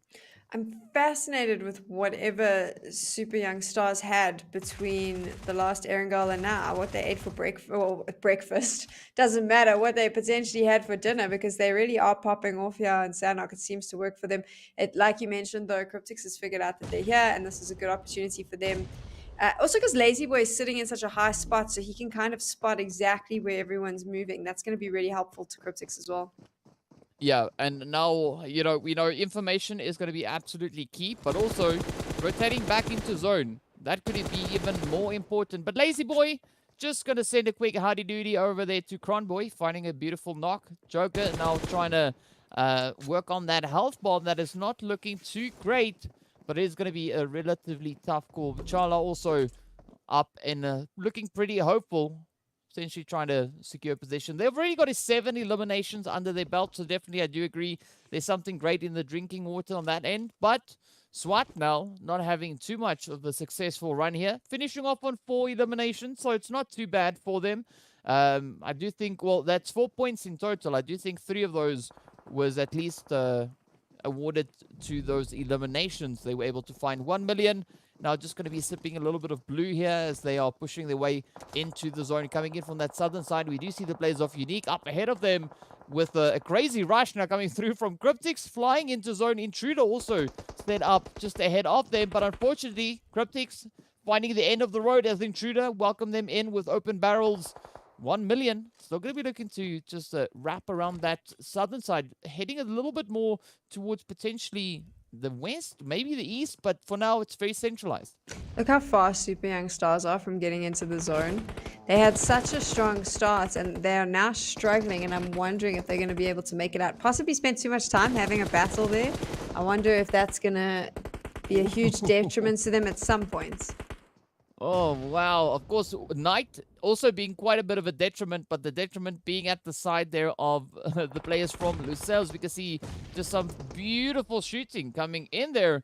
But now they find themselves sharing the space here with Unique, who's also still has their numbers rather in good form. Going to be looking to apply a bit of that pressure on towards them, but the blue zone also going to be adding its own pressure. Scope now cooking up the nade, looking to get a good greeting send in there. Finds a smidgen of damage. Nothing too serious to write home about just yet. But now we see that push coming in. Unique, are they going to prioritize their rotation or will they look to close it up? It does seem like they're making their way towards zone. Meanwhile, Darkness are also backing their backs, making their way back into the lobby. But look at this, Salam coming in with a beautiful opportunistic play, spotting those angles, looking to pick up slack, but unfortunately the zone stops them right there before being able to accomplish that. But this is now where Unique are in a little bit of a stressful situation. We can see two of their players now down for the count. Will they be able to outlast that damage coming in from the blue zone? Of course, we still have 8 teams left. We can see the players now starting to fall as blue zone is doing its thing. So many players falling to the blue zone, which is a little bit concerning for me. Super Young Stars is still out in the wilderness. There's quite a few teams, Unique as well, and I'm wondering what they were all thinking. 1 million just not moving. They're all going to drop to the blue zone. That's going to happen very soon. So we're going to get down to our final 4, I think, relatively quickly. A couple of teams still in the mix and are rotating in to the zone. So let's see how this plays out. Mad Knight's still alive. Look at that. Wow, here they go, looking to rush in, but Eflex says, no, that's far enough. Stops them right there. I take full responsibility for that. I apologize profusely. That is what commentators' curse looks like. We just got it in living color. Yeah, unfolding on the screens. Yeah, that was a bit tough, but, you know, like it was worth the push, I guess. And, of course, we see more teams now starting to fall with that. Another devastating blow being dealt there to Triple Esports. Miramar is going to be the last remaining hopeful. Just looking to see if they can find any of those angles. Zero Tolerance now looking to come rushing on forward. Down goes Vortex. Beautiful push coming in there from Miramar. But still not out of the woods just yet. And Hate steps up, stops them. Down they go. Unique also now getting sent on back. Down to 3 teams we go. It is going to be Zero Tolerance on a potential 3 players. It is going to be Intruder just sneaking their way on through with 3 as well. And then, of course, we've got Eflex all the way over, situated on towards that eastern side, trying to find a good way in. As we can see, a zone being super open. The next pop about to find its way on through, and it does move into the open field. But Zero Tolerance having a potential angle of playing that corner of the compound. Zero Tolerance actually has a really good spot. Intruder's quite separated, so one of their members is a little bit further away from the rest. I'll be curious to see how that plays out for them, but they have to rotate in. Zero Tolerance just has to sit and wait now, a little bit like a spider, right? The zone is their web, and they're just waiting for everyone to come on into their web. This is Zero Tolerance's one to lose, in my opinion. And I wonder, obviously, we have a lot more information than they do, but I think that they are in such a good spot to make a big move here. Yeah, they definitely are in a very, very satisfying angle. But, I mean, Intruder also now going to be trying to snake their way back in towards the zone. Blue zone not going to be making things any easier for the teams that it is confining the space they have to play with. But look at that. Eflex finds a quick trade-off on towards Omar. So now Intruder down to 2. It is going to be Hemo and Weiss. But out comes the nades from Skydo. Just looking to, apply a little bit of a ticker onto that ticking bomb there. Down goes Weiss. There we go. Eflex coming in with some beautiful, sneaky, cheeky hits. Hemo cooking up the nade. Eflex finding a few shots in their direction. The nade comes through. Hates closes it up. And with that, it is now down to Intruder and Zero Tolerance having to fight it out. but it's only going to be a matter of time before Zero Tolerance spots them. And there we go. The shot comes through. The final blow is dealt. Zero Tolerance picks up their 5th winner chicken dinner right here in Super Weekend. And of course, you can see the happy smiley faces coming through, and it's really well deserved. Definitely well deserved. But also, can we talk about Intruder in 2nd place? You know how good this is for them from a points point of view? They're one of the teams sitting right at the bottom. This is a big one for them. I don't want to take away from Zero Tolerance. Obviously, chicken dinners are delicious. I'm sure they'll enjoy it. But big one for Intruder. This was the game they needed. And I'll be curious to see how the points showcase that. Yeah, I mean, we know Intruder needing 15 points to catch up to the position of YONKOUS sitting up in 15th. So, well, we have to take a look at those leaderboards a little bit later on to see what the point situation is. But got to say, a very satisfying Sanhok coming through once again. I'm liking the fact that the zone had moved up so aggressively over on towards that northwestern side. You know, moving in and just making it quite challenging for the teams to try and find some successful rotations. But also Triple Esports, right? They had a good position coming in on that western front, that rotation working out quite favorably for them. And they were actually able to play a bit of an angle coming through from there. But looking at the sheer number of teams moving into those late few phases, it did prove to be quite challenging for several of them. We did see, of course, those fights coming in between Lusail and Unique. And, you know, you can still find a few devastating blows being dealt all the way from the blue zone. So you don't necessarily have to be in the safe area to, you know, hurt a few teams up ahead. I do love, my favorite thing about what you just said was where you were mentioning that you liked the zone, where the zone popped, and obviously how it was quite interesting. And the whole time you were talking, I was like, you know, the teams, when they saw that zone, were like, no, every single time. And DK inside was like, that's so interesting. So interesting for them. Meanwhile, they were cursing that zone, which of course is why we love PUBG Mobile, right? Because it can throw some of those curveballs at us. We've had 2 really interesting zones so far today. I asked for it at the start, and I got what I asked for. We did indeed. And of course, just to give the viewers a bit of a reminder of what we saw happening on the battlefield, let's hop up into those highlights once again.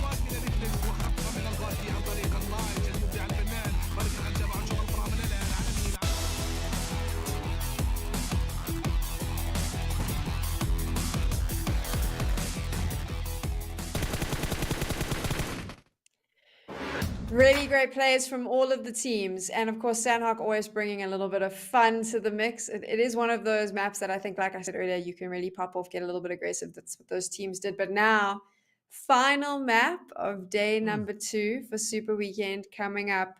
This is a tough one because now you know you're running out of time. Only 6 games left. And if you take a look at the match points from today and from the Sanhok today, it'll show you that some of these teams are going to be smiling as they move into the final game, and some of them not so much, DK.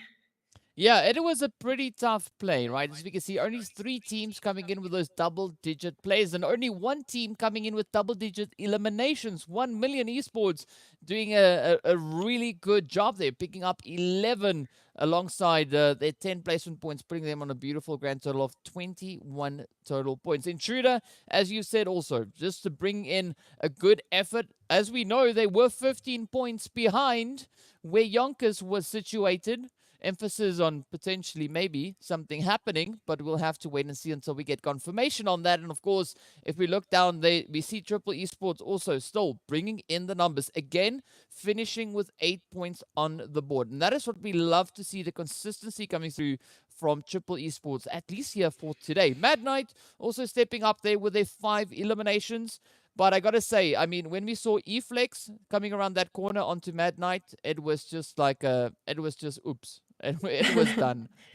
But No, now, two second page times, also tough. 2 times they've got placement points now. I think that Yep. that's improvement. So high five to Mad Knights.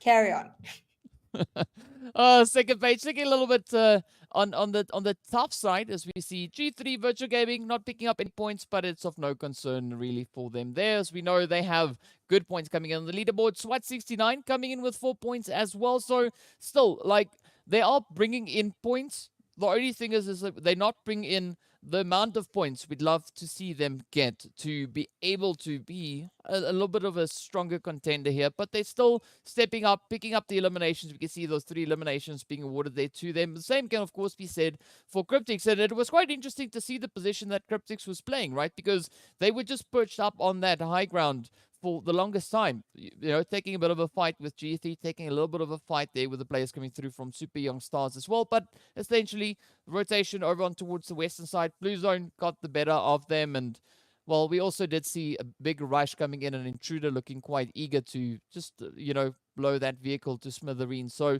either which way, some interesting rotations making their way in once again. But now we got to see how the overall ranking situation is looking and how these points then affect that. Of course, not a lot of changes coming in on the first page. As we can see, the usual suspects still in their usual positions, but of course those numbers are increasing, with the players from Zero Tolerance also sitting now on 306 points. So welcome to the club. Blackjack 3 points away from breaking in there as well, and 1 million also now just 5 points away. So the pressure definitely on, and it's looking great for this first page, but we got to look at second page to see what the situation is.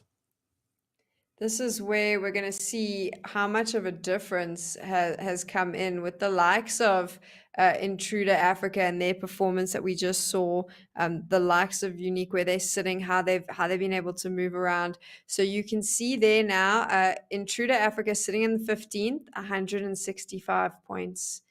YONKOUS in 16th.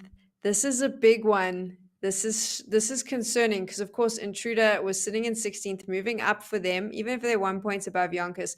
The moment they push Masters down, I think that's when Masters and YONKOUS need to start getting worried, because the closer you are to the bottom of the 16, the easier it is for the teams on the final page, which we'll have a look at now, to knock you out of your spot. And this is where I'm going to be curious to see how close they really are to being able to do that. I still don't think Mad Knights and SWAT 69 stand a chance, but there is the potential that YONKOUS could lose their spot in the top 16. Yeah, there is a potential for that, but all of that is going to ride mainly on the shoulders of the players for Triple Esports. As we can see, they are only a few points away from breaking in right now. 20, so this puts them 20. That's all they need, right? 20 points. Yeah, 19 points is the bare minimum to sit where Intruder is sitting right now on 165 points. So the pressure is going to be up. But will they be able to bring it in one match here, the final match of the day? It's possible, because they've been quite consistent today, right? So we did see them finishing on that first page on the match rankings very, very consistently today. And I mean, maybe they're hopeful. Maybe it could be on the cards for them today. But of course, we still have 6 more games in total for the teams to play it out. And I'm convinced that over 6 games, Triple Esports will be able to close that gap, trying to catch up to where YONKOUS is. I was about to say, without a doubt, if they continue to play, I wouldn't go big in the last game. If they continue to play the way they've been playing today throughout tomorrow, they're in the finals. Yeah. Also, another thing that's in is our shout out going out to Oppo. So with upgrade performance and upgrade fun, celebrate your winning spirit with a brand new Oppo Reno 6 series, the designated smartphones for PUBG Mobile, Middle East and Africa esports in 2022. Now, Sam, 4th match done and dusted. It is time for us to prep up to go into our final match of the day, heading right back over in towards Erangel. So guys, we'll see you guys in a short few minutes right after the break.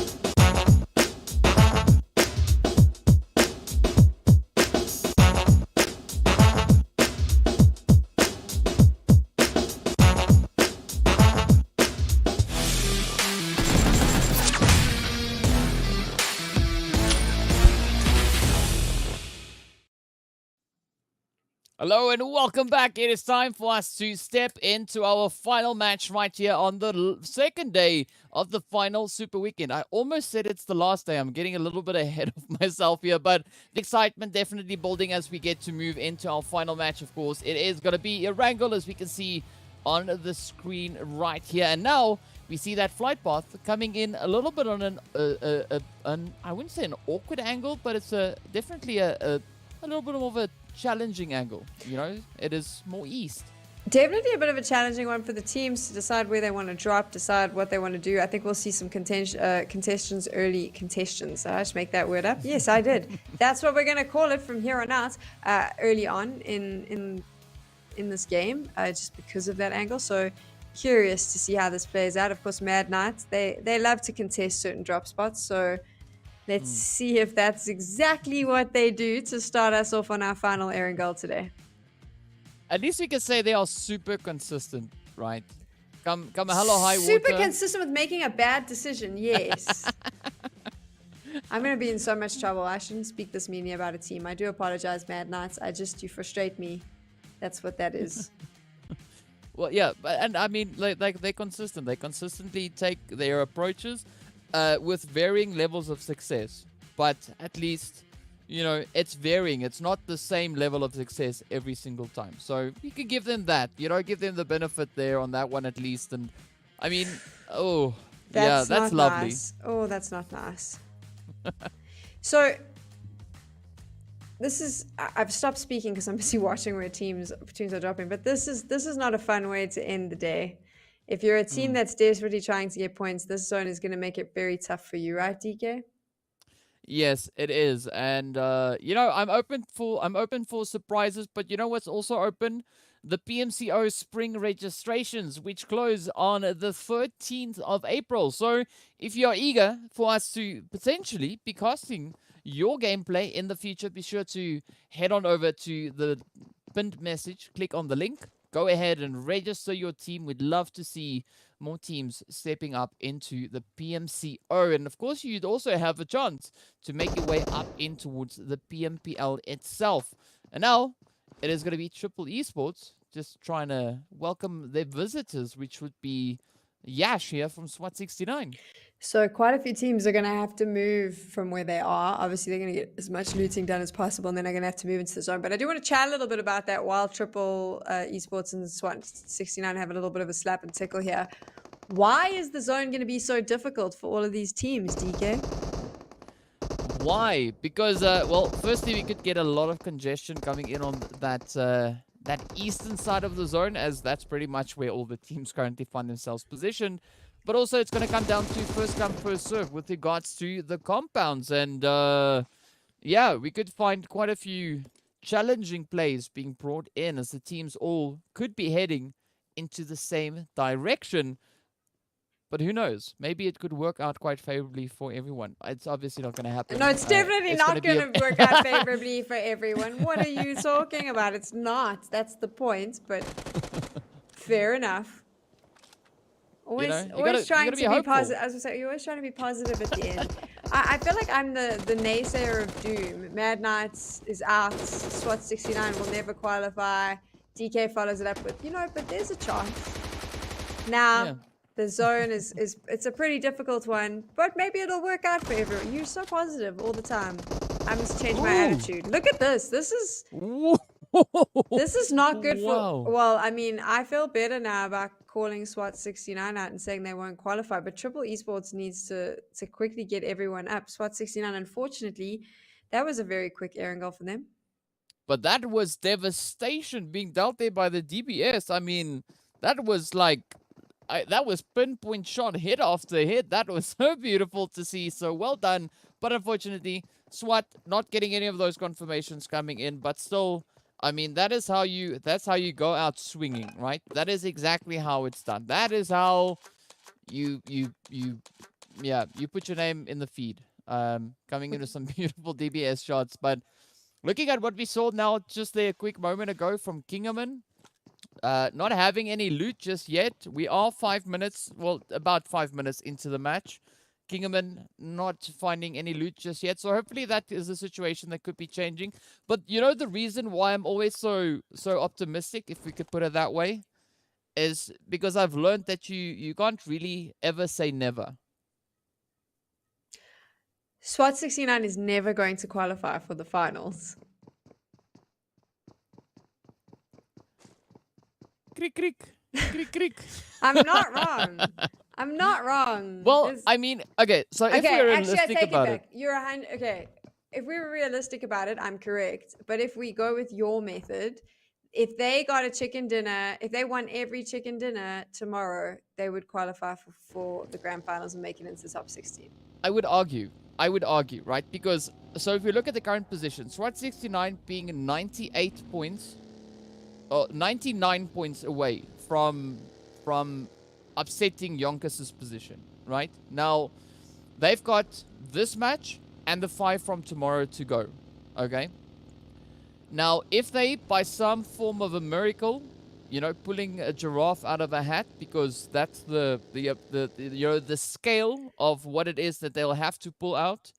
If they do it in this match and what is left of tomorrow, they're out of this match. They were the first team removed. Yeah. Okay, well then the final games? 5. Five yes, games tomorrow? Okay. So that would mean at least 20 points per game, right? That is going to be the requirement for them to make it past the position of YONKOUS, right? Now, finding 20 points per game, wow, what am I saying? 20 points per game, it is not an impossibility, right? But whether or not it is going to be likely for them to achieve that, no. It's going to be hella challenging, right? Hella challenging. Will they be able to accomplish that? Well, if we look at what they've shown in league play, they found at least one winner chicken dinner, so there is a glimmer of hope, right? How much of a glimmer? I can't say, because I honestly don't know. All I can tell you is it's going to be challenging AF for them to find 99 points tomorrow, looking at the competition they are going up against. But it is still not 100% outside the realm of possibility. There's a little chance for that to happen. Is it likely to happen? No. But can it happen? Yes. Sure. Sure. I don't want to be super negative. I feel like all the fans watching will get upset with me if I'm too negative. So I don't want to do that. Also, we're here to promote, to up the teams and support them. But sometimes I like to be a realistic commentator. DK likes to be the optimistic one. Let's go with that. You can be optimism, I'll be realism, and we'll see what we'll see how it plays out as we go. You know what's going to happen. They're going to get 20 points every game tomorrow just to prove a point. So far, a little bit quiet now after saying goodbye to SWAT 69 early on. It's quietened down a bit. I think everyone back to that passive play of just trying to make sure they can set themselves up really nicely come the end of the day. Yeah, and of course, we do see not only the quietness kind of coming in across the map, but also, you know, Mad Knight playing a lot more of a calculated approach here. They were able to play that Pachinki position without anyone contesting them. And now they're starting to venture up a little bit further in towards zone. They are moving in alongside Umbra, which is probably not the easiest decision to be making, because we also see Triple Esports and as well as Blackjack. You can see that lovely, as AS would say, Skittles pack there in the center zone. But who knows, right? Maybe angles work out. Nobody can say just yet. We will have to wait and see how this kind of then unravels and unfolds. But what we do know is that the zone is going to pop, and it centers up beautifully on the teams once again. Now, there's going to be a lot of contention coming into center zone. And we also see a few engagements coming in there between Virtual Gaming and 1 Million just there on the very edge. But the action starts to unfold in center zone as Umbra now comes under fire. This will be interesting. Obviously, where the zone is now, there's a little less space than the teams are used to in this phase, just because there is a slight amount of water, but it's not too bad, and I don't think it's going to affect them too much. The big thing will be the fact that the majority of the teams are coming in from the northeast, so there's a good chance they'll start bumping into each other as they move in.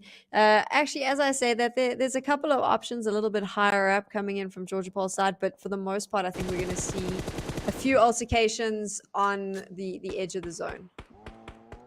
There could be a few, and of course, well, we can't really say that the one we just saw there with Intruder was one of those because they are not on the edge. They are relatively well positioned within the zone, you know, so quite a bit of a distance in. We also now see Intruder, Blackjack in pretty close proximity, just on the outskirts of the quarry here from Mar. Coming under fire as Angie steps up, finds a beautiful trade-off there. Easy clap, but now will they be able to find the rest onto the remainder of triples? We can see Thor now swinging the hammer, hitting a few blows up in towards MG, but the same also being returned over to Thor. So I'm liking this. It's a nice bit of cat and mouse happening here, right? The teams being quite fair in their exchange, if we can put it that way. I think it's just a matter of getting a little loud with one another, saying we're here, look, here we are, and then kind of disengaging and moving off. Curious though, at some point someone's going to decide that they need to have a full-on battle, so let's see what happens there. Yeah, it's maybe a bit of a snowball effect that also could be building. We see Intruder rolling in as well, coming up right behind them. So there's a lot of potential positions that could be played, but I'm loving the fact that everyone has decided on Quarry. It's kind of a, you know, great minds think alike. They all just come barging into the same region, and it's going to be lovely because it's going to be absolute chaos unfolding on the screen. And still a little bit of that contentional play coming in over on towards the eastern side. Still now between the players here from Virtual and Slime, with the addition of 1 million just situated a little bit towards that more southern side. But it does seem for the majority here, it is going to be Virtual and Slime looking to just kind of conclude their fight on the hillsides. The majority of teams are going to make their way to Quarry, which I think means we're going to have far more earlier fights than I was expecting. Of course, we have more information than them, so we know that it's a bad idea for them, a great idea for us. Darkness now out. I wonder, though, how fast some of them will move out of that, because it is going to be quite chaotic. G3 is also doing some damage. They were the team that actually took out Darkness, so they'll be happy with those extra points. Virtual Gaming, though, they're planning to add some elimination points to their tally as well here, DK. Yeah, oh, they're going to be looking to add quite a few in as Petrox welcomes Storm in the vehicle. We got Pronto also just holding that angle, finding quite a few hits. Blue Zone gets the better of Petrox. And now up comes the push. Plaza looking to close it out. Romana falls right on down. And with that, it is the end of the road for Virtual Gaming here today, as their games have come to an end. But, of course, Slime continuing to push on forward. They now need to get their butts out of the blue and find a good position to call home. Virtual Gaming at least finding that 1 point, and that is got to be the kicker for them. All right, so I do think they should at least now have broken into 200 points. We'll see a little bit later on, but also Blackjack is going to be losing reverb in a quick exchange there. Did you see that little crash, Lusail? Cheeky. Just played bumper cars, bashed right on into the car that they were using as cover, shot him down dead. I enjoyed that quite a bit. I'm not gonna. That was a very confident play. Yeah. I'm just showing the sadistic side of myself that we've discussed before. See, I'll just say I misheard you and heard you say statistic. Let's go with that. They'll never invite me back to commentate with you because now everyone's a little bit terrified. My love of explosions and scary shootouts. But Blackjack, it looks like they're going to do a little hidey here, possibly just to heal themselves up, stay hidden, and still take a couple of pops on the other team, because why not, right? When in Rome. I don't know though, the problem here is Super Young Stars knows that they're in that building now, right? So you know that there's someone there because they were shooting at you. It's a far little smaller hut, if you like, Watchman's Tower, whatever you want to call it. And the problem is now to get out, they know that you're in there. If they keep an eye on there, it's going to be problematic for you. So I don't know why they decided to take the shot. Maybe just feeling a bit confident. If I was them, I would have healed up, got out, moved. Yeah, I mean, like most of the time, we don't really know why the people made the decisions they do, and that's just, you know, part of the beauty of battle royales. It's always an interesting situation to see what the players bring onto the battlefield. Of course, Umbra now coming under a little bit of fire, but also a sneak visit coming in there from the side of Dexter as Wasted tries to get away, but it does seem to be a slight bit of a bait and switch as Wasted now gets knocked on down. And we did see Shadowin trying to bring in a quick retaliation onto the side there of Dexter. But Eflex also now looking to roll up and bring their 2 cents into the fight as they battle over on the eastern side of the zone. Shadowin now looking to get over towards Morteza. They have to try and get the wounded back up into fighting form. But things are, aside from the little bit of a engagement we have happening, it's still relatively peaceful for the most part. And I do think once this next zone is going to pop, that is where absolute hell is going to break loose on the battlefield. Look how many pretty much all the teams have to rotate in, right? So this is now going to cause those fights along the edge, fights as everyone moves, fights as everyone wants to contest for the best possible spot within the zone. This will be really interesting, and I think it's going to push everyone together into a bit more of a bigger fight. They've stayed very calm and passive, which we spoke about from the start today. We've said that the tempo at which they are playing was going to slow down because most of these teams are very cognizant of the fact that they want to get themselves in the placement points. And in order to do that, you need to stick around till the late game. Yeah, late game is where it's at, right? Not only placement points, but a lot of placement points as well. So, you know, you got to get your fair balance of placement points with placement points added onto that. And now we look to see where the rotations are going to be going as Slime's coming in from the eastern side. Cryptics actually rolling up behind the players here from Intruder on towards the west with Lazy Boy down for the count. That blue zone is going to start closing on up. Hemo looking to reach across. Will it make any impact? No, it does not, as we do see Cryptics now not even too scathed on that rotation, looking to potentially move along that southern side. But over on the southeastern side, it is still pretty much a heated situation coming in between 1 million and Umbra. As we can see Shadowin down with the health bar there. The nade coming in from Knight up on the hill, and now it turns to the rest of the team. Morteza and PRZ looking to make a bit of a bounce back here. I wonder if they can. That's the question. They know that there's someone outside. They're tossing those nades to try and hopefully do some damage. Is it going to be enough, though? Oh, let's see. Down goes Dexter. There we go. First nade finds its place. Morteza now opting out the window. Down goes the next trade-off, as we can see E-Flakes also getting hit. And it is now down to Knight and Black last. So far, it does seem like Umbra making a relatively good stand. Down goes, Morteza, PRZ also getting picked up. So 1 million coming in with a squad wipe onto Umbra there. Now sitting on a very comfortable 5 eliminations. But the pressure continues to build, as we see now. G3, Zero Tolerance, also having a bit of an exchange. Confirmation coming through to the detriment there of G3, Zero Tolerance. What are they going to bring? 1 elimination under their belt. Unique now also just positioned towards the north of them. So they need to be relatively cautious about how they take this fight.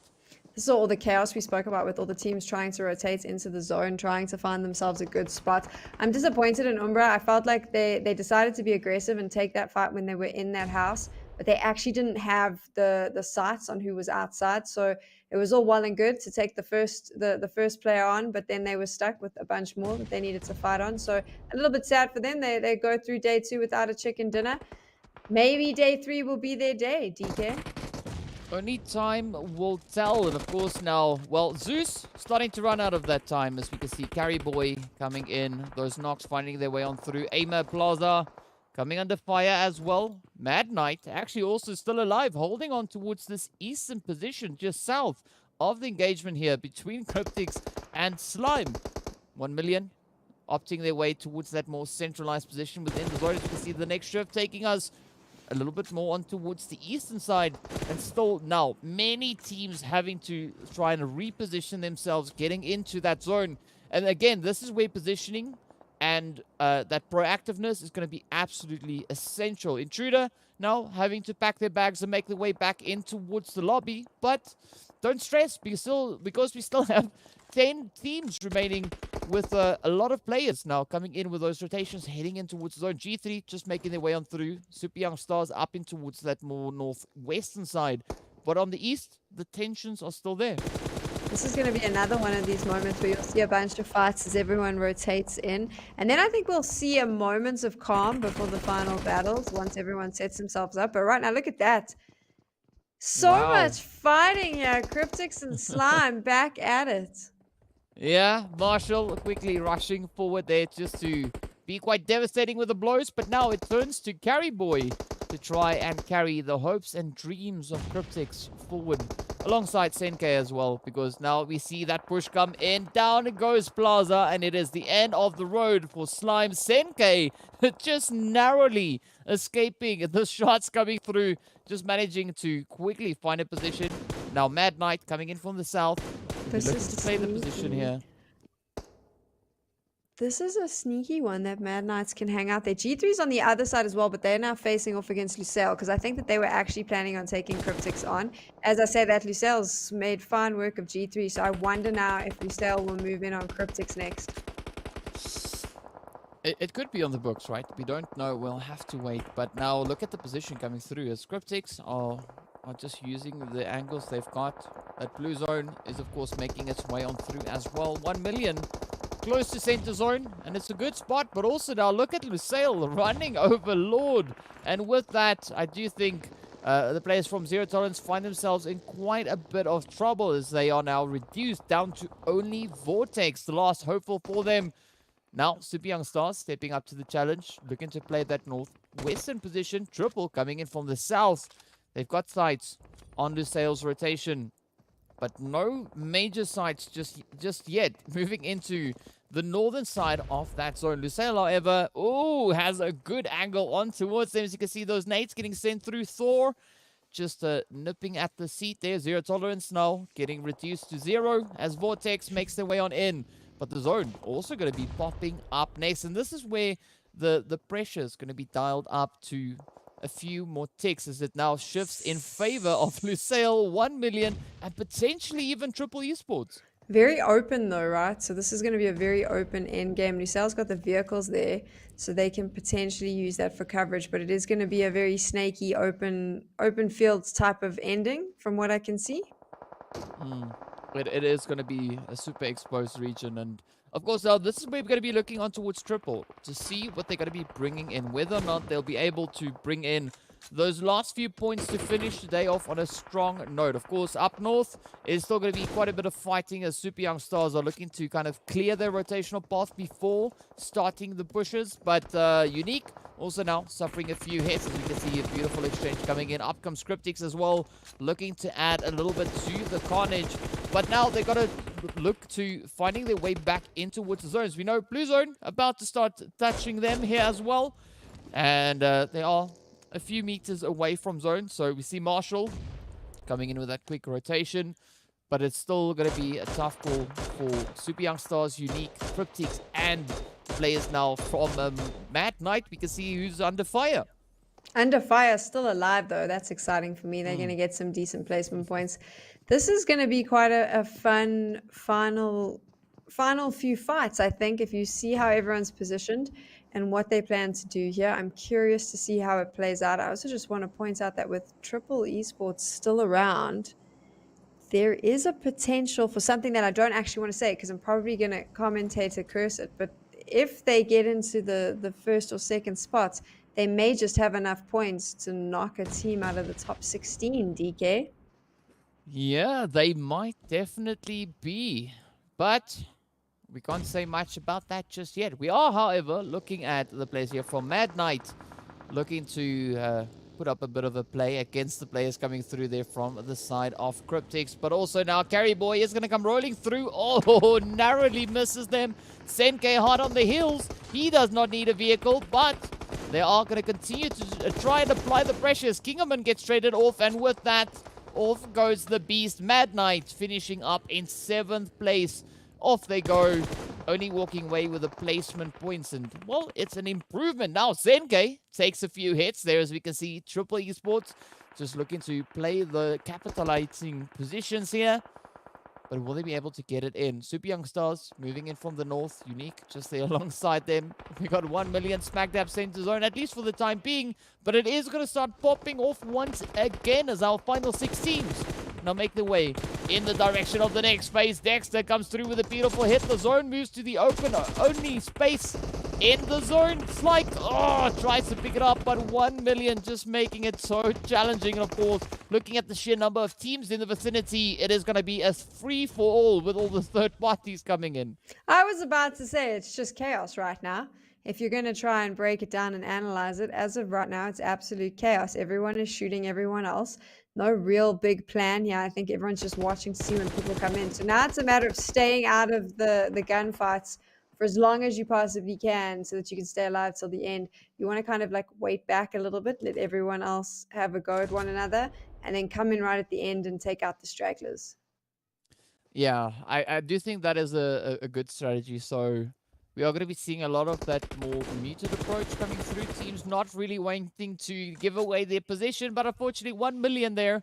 Knight does not have that luxury as the shots come through, and it is right back into the lobby. The end of the day, at least for them. But well, it's down to the final 4. We can see Triple and Super Young Stars, both teams sitting on 4 players aside, but Triple now coming under heavy fire as Cryptics come through blazing. Senke, so devastating on towards them. But now it is down to Master and Thor, the last 2 remaining players still in this game. Senke taking a little bit of that nade damage as Cronboy pushes in. Marshall also in a spot of bother here, not looking too great with regard to health, but another well-placed nade from Cronboy could be all that is needed to bring an end for the hopes and dreams of Cryptics here today. As you can see, Cronboy now trying to cut through the grass, looking for those hit markers. Lashin, I'm liking this position. Also just playing quite cautiously and waiting to see if they can spot any pixels out of place.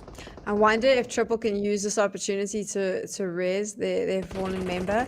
It's maybe a chance to get their team back onto a 2-player advantage, if you like. But right now, Super Young Stars looks like the ones that are going to take this. They've got all 4 of their members still standing. Everyone else is slowly dropping like flies. Triple's down to 1. This is Super Young Stars' game to lose because they are set up really well. Their positioning is good. This is their opportunity for a chicken dinner. Yeah, it is definitely the opportunity, but Master unfortunately falls down. It is now Lusail and Super Young Stars. Again, Super Young Stars coming in with controlling numbers here. Could this be their first winner chicken dinner? They've got the numbers advantage. They've got the dominating spread coming into this zone with Lusail being so close and huddled up. Just a few nades from the side there of Joker, or even potentially Cronboy once again, could be quite devastating for them. But now we wait to see what plays they are going to be bringing in. This is going to be interesting. They're up against a team that is just so good at being patient. Who's going to make the first move and just say, you know what, there's 2 of us left. That's 2 teams left. Let's just go. We're going to go in. Whereas Lusail is always, you've seen them play really calmly, DK. I wonder if they're going to bait Super Young Stars into, you know, that feeling where the nerves start getting to you and then you go, you know what, we just got to run at them, and that's the move they want you to make. Are Super Young Stars going to be able to stay calm? That's what we're going to be watching now. Oh, this could work in their favor if it lands nicely in a good spot.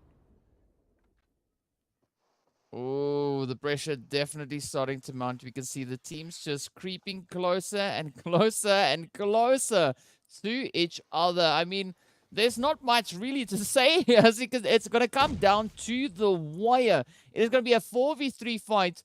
It's going to come down to those positions being utilized here. And now it is down to that final shuffle. Oh, Boyka trying to find the shots up into the Joker. But that now gives away the position, as we can see Super Young Stars turning their attention right on towards them. Oh, here we go. Salam goes down. Boyka down. It is now up to Wanted. But Lashin and Cronboy also getting traded off. Joker looking to move in, and down they go. Super Young Stars picking up their first winner chicken dinner in the Super Weekend on the second day. What a way to close it out. Fantastic performance from them, and they waited it out. I said it earlier where it was about who was going to be the first one to move. They did wait, and then eventually they realized, hold on, we don't have to wait. We've got the upper hand here. Stood up and went for it. Paid off for them. Chicken dinner. They're going to be very happy with that. Full bellies to end the day. Yeah, I definitely think it's looking pretty great over in the Super Young Stars camp there as they picked up their first $500 coming in on the Super Weekend. We got to love it, though. I mean, it is so great to see teams rising to the occasion, rising to the challenge, and just playing those zones so beautifully. But I mean, they looked quite confident, and I do think what kind of was the kicker moving into that last part was when we saw Boyka from Lusail putting in those shots, and then it was just laser focus coming through from Super Young Stars. So very, very, very, very, very, very. I lost what I was about to say. Yes, very, very. Yes, very, very. It was a very, very PUBG game. There we go. Is that what you were looking for? No, I was very impressed. Also, I think what will be interesting is there is going to be a point shuffle that's going to happen here. And I actually think there is a potential that we may see a change in the top 16 on the overall rankings. Obviously, we don't know just yet, and my maths is horrible, so I might be wrong. But I think that the upset is coming, or if it isn't there at the end of today, it's about 1 or 2 points away tomorrow. Yeah, but I gotta say, I'm loving the efforts being put in here today, right? A lot of teams rising to the occasion. We did see Intruder making their way up in towards into the top 16, and what we mean by that is they've actually been able to get ahead of YONKOUS, right? Because that was essentially the goal. YONKOUS being kind of those gatekeepers of the zone. Intruder sitting in 16th position for the longest time, but finally managing to get their butts out of that slot. But we've also now been seeing the players from Triple Esports bring in a very consistent performance across the board. Now, before we get into the points, let's quickly hop into the highlights from this past match, just to remind everyone what went down.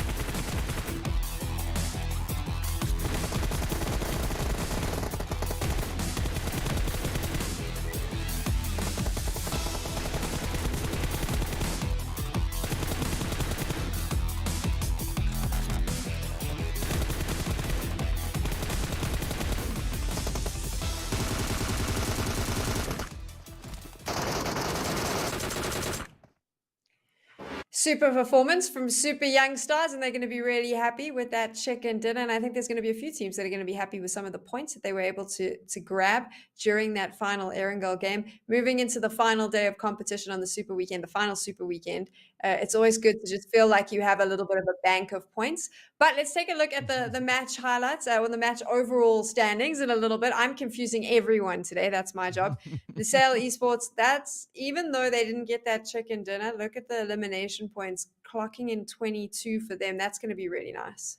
Yeah, that was a really, really good showing coming through there from Lusail, and of course, well-deserved points being brought in there, and also another devastating performance coming through from Cryptics, right? 13 eliminations. It's like these guys are just unstoppable with regards to the amount of eliminations they are able to find in these games. But also, Super Young Stars, that is what we love to see, the 21 points being put on the board. But then also, we are looking over on towards the players there from Triple Esports. As we know, They are in need of points, looking to catch up, and they find themselves coming in with 16 points in this match. So, as you said, the question is, will that be enough for them to potentially catch up and maybe overtake the players coming through from the side there of YONKOUS? I still think it's going to be super, super close, but we don't know. We'll have to wait until we can see that coming in on the screen. But also, as we look over on towards that second page, it was a pretty tough run for SWAT coming in there. Also, as we know, the players from Mad Knight finding 2 points along the way.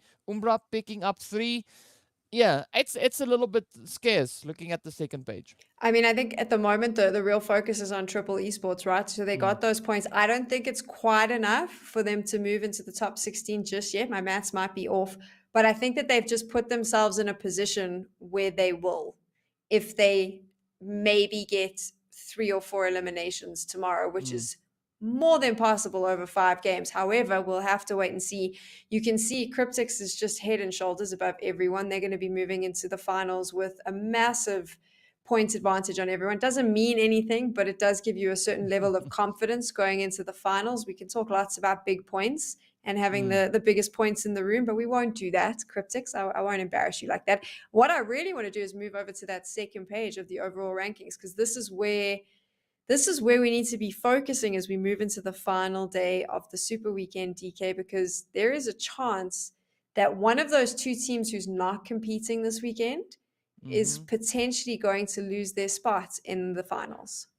Yeah, it is going to be a little bit of a worrying position, at least for them. But, you know, all we can do at this time is speculate, right? We'll only know once we make our way onto that second page to see what the actual situation is. But, I mean, things are looking pretty crazy, though, as we move in. Second page, we do see the players there now from the side of Intruder being able to advance themselves above Master Esports, and now it is up to Masters and YONKOUS to hope and pray that their performances will be enough to secure their positions. We know Triple been putting in all the efforts trying to catch up to that, and I do think it is super, super close. As you said, you know, there might be either I do think it's like maybe 1 or 2 points or something like that they still need to bring on in. We'll know once we get onto that final page, and without any further delay, here it is. Yes, 2 points for Triple Esports for them to catch up to YONKOUS. So tomorrow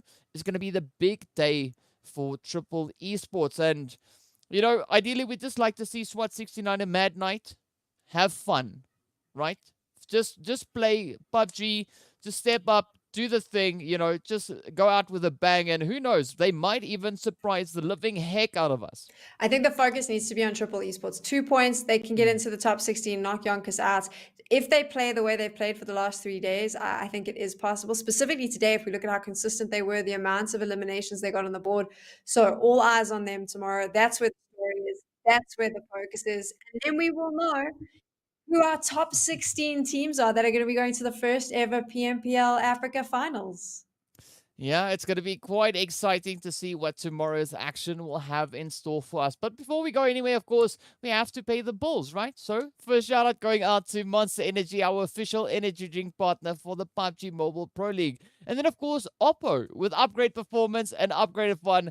Celebrate your winning spirit with a brand new Oppo Reno 6 series, the designated smartphones for PUBG Mobile, Middle East, and Africa esports in 2022. Now, Sam, absolutely fantastic day of action we've had on the battlefield here. A really strong effort being put in by the players from Triple Esports once again, and they've come so close to breaking into that top 16. I do think tomorrow could be the day that we see that happening for them. So a lot of excitement about to make its way into the battlefield tomorrow. So be sure to join us for all the action. And on that, have a fantastic evening. Thank you so much for joining in. And we look forward to seeing you all back again tomorrow. Stay safe.